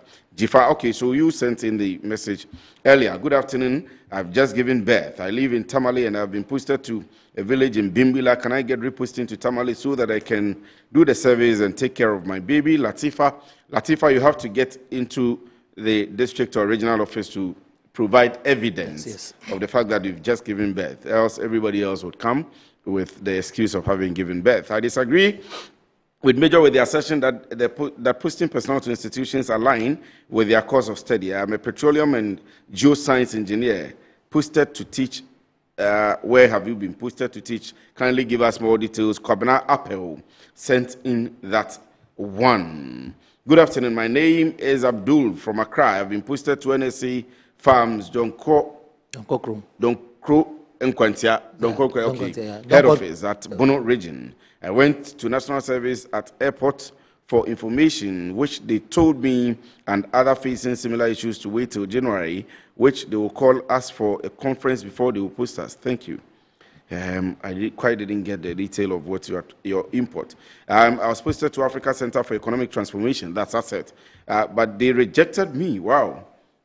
Why did they? ASSET is He was posted to where? ASSET, Africa Center for Economic Transformation. And the agency rejected him. Yes. He should come for he should come with the letter of rejection or release letter. We'll post him. We'll repost. I mean, I agree with the reason they are giving. ASSET said they want specific personnel, exactly, and they would write to you. So that's what I was saying from the beginning. That if you read petrochemical engineering and then you find yourself at GRA, they will definitely release you or send you back. The final question is on the one final I'm reading, not the final. Too many of them. We'll forward most of your questions to Major and your names and details to Major, so you can keep engaging us. We'll engage you. And we'll make sure your problems are resolved. Please, when will the NSS portal for 2025 graduates from the health institutions be out, specifically for nurses who wrote their NMC exams in April, May 2025? Yeah, so thank you. Let me just tackle this last question. Yes, very soon, I think as soon as we are done with the postings of these postings, the next one is the nurses that we are going to do. And that one, I'm pretty sure. We've started the engagement with the schools. They are uploading the list. And I want to admonish the schools to do meticulous job. They should be meticulous in the submission. We don't want to go through what we are going through now. They should be meticulous and then make sure that whatever data they are sending to us, we don't face this data mismatch, wrong name spelling and those things. So very soon in January, I'm sure we'll start with the postings of the nurses and midwives. Major, yes, sir. I mean, let me say a big thank you to you, and we'll continue engaging you. Yes, when the questions come, we'll forward them to you, and as we've done regularly, we know that you would address them and make sure. If you give me 2 minutes or a minute, and to round up. Yes, to round up. So, thank you so much. In fact, I had a question. Yes. Maybe let me ask you, and you can, whether we are going to continue with the mandatory service, or we are going to get into a time, because we heard President Mahama say that the mandatory service should be relooked at. Yes. You have been there, yes, at least for almost a year. Yes. And placing people and all of that. Yes. Are we going to get to the point where it becomes voluntary, that we scrap the mandatory service, or what's your plan? And then you round up for yes, me. I think my plan should align with the objectives of the president. So because what he sees, I don't see that. There's a saying that if an old man says that, don't pass here, it doesn't mean that the young man, when you even climb a tree, you see there. Yes. I have not been there. The president sees the future. I don't have that. So if the president says that, the second look, he will take a second look at it. That is, I think I agree with him. However, for now, I think the reason why national service is done is just to bridge the gap from the beginning, as I said. There are some areas that are not actually available. What do we do as a country? I think that is where national service mandate comes in. But he's the father of the nation. If he says that this is what I have seen, and I think that this is what I think is good for all of us as a country. So I'm sure definitely the debate will be triggered, and then we'll all look at it. In a minute, or maybe 30 seconds, your message to the personnel, to us, the public, to everybody else that will. So I want to use this opportunity to urge all young men and young women who have been posted to report to their places. Those who have genuine concerns, like I said, look, don't worry, come, we will resolve them. That is why we are there. We have no business being there when we cannot resolve issues. So they should come forward. We will genuinely support and solve the problems for them. What we are against is the corruption involved. People who are paying money, deliberately paying monies, and trying to sort of extort money from these young men and women. and families or parents and guardians. So society should help us weed out these things. And I want to also use the opportunity to thank my Director General. It's been a very difficult situation for all of us. Looking at the time that we had to employ this new system, it's been hectic. We sit in the office till 11 o'clock. It's not easy. She's a woman. Sometimes I pity I'm a man, and based on my, my experience, and I can stay whole day. But this is a woman, a mother, of course. Sometimes you tell Moses, don't let us do this thing. These are, and you know how women naturally are. So you have to, she's my boss. You have to say, okay, boss, let's do it this way. I agree with you. And I think that, but I want to encourage them. Yes, I want to encourage the young men and women to report their places. If you have a genuine concern, somebody said that she's giving birth. Once you have evidence that you have given birth, we cannot post you to, because you may be going for weighing, antenatal, and those things. Please, they should come forward. We'll help them out. Well, our doors are open. National Service, our doors are open. We'll receive Major them. Moses Pengu, thank you very much. Thank you for having me. In fact, we'll continue the engagement. So maybe before the year is almost ending. The year is almost ending. But we're having a Jollof Festival. We hope you are attending 20th day of this month. I'll make time to be there. Yes. So when we finish, we'll get our cameras to and ask you whether you're able to cook jollof. But as a soldier man, we can appreciate that it's possible you can cook jollof. So, but we need to visit our farms. The last time I came here, that's a given. If you go and see the remarkable improvement at the farm, you'll be surprised. We will. I will come there myself. So definitely, most definitely, thank you. We will. Thank you. That's Major Pengu, the Deputy Director General of the National Service Authority, staying with us for almost an hour and 30 minutes just to answer your question. So, unfortunately, I wasn't able to bring you. And please forgive me, there are many people that are still calling and sending in the messages. Some of you are calling, I'm sure you are just reminding me that your message is in there, I should read. But keep the messages coming, we'll push them to Major and see how best we can all help our nation grow and get him to resolve your problems for you. Unfortunately, we were not able to bring you the conversation around the electricity tariffs, that's the utility tariffs, and the transport. But we'll bring you the news night, we'll bring you subsequent bulletins tomorrow. Good afternoon, Ghana. It's there, and we'll bring you all of this. But take note that the breaking news currently, what's happening now is that His Excellency the President John Dramani Mahama has requested a withdrawal of the private members' bill seeking to repeal office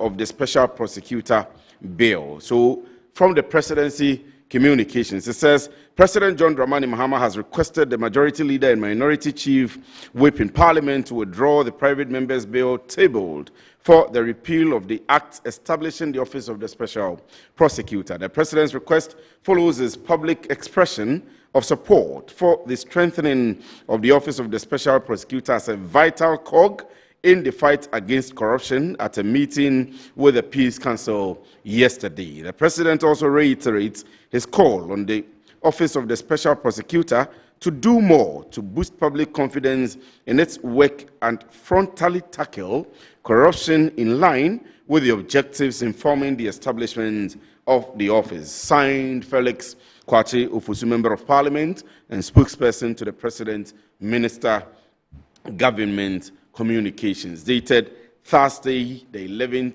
date of December 2025. And so that's the call from the President. So those of you who have concerns about the Office of the Special Prosecutor, including myself, that's a call from the President, His Excellency John Dramani Mahama. This is the end of the show, Business Edge for today. Good afternoon.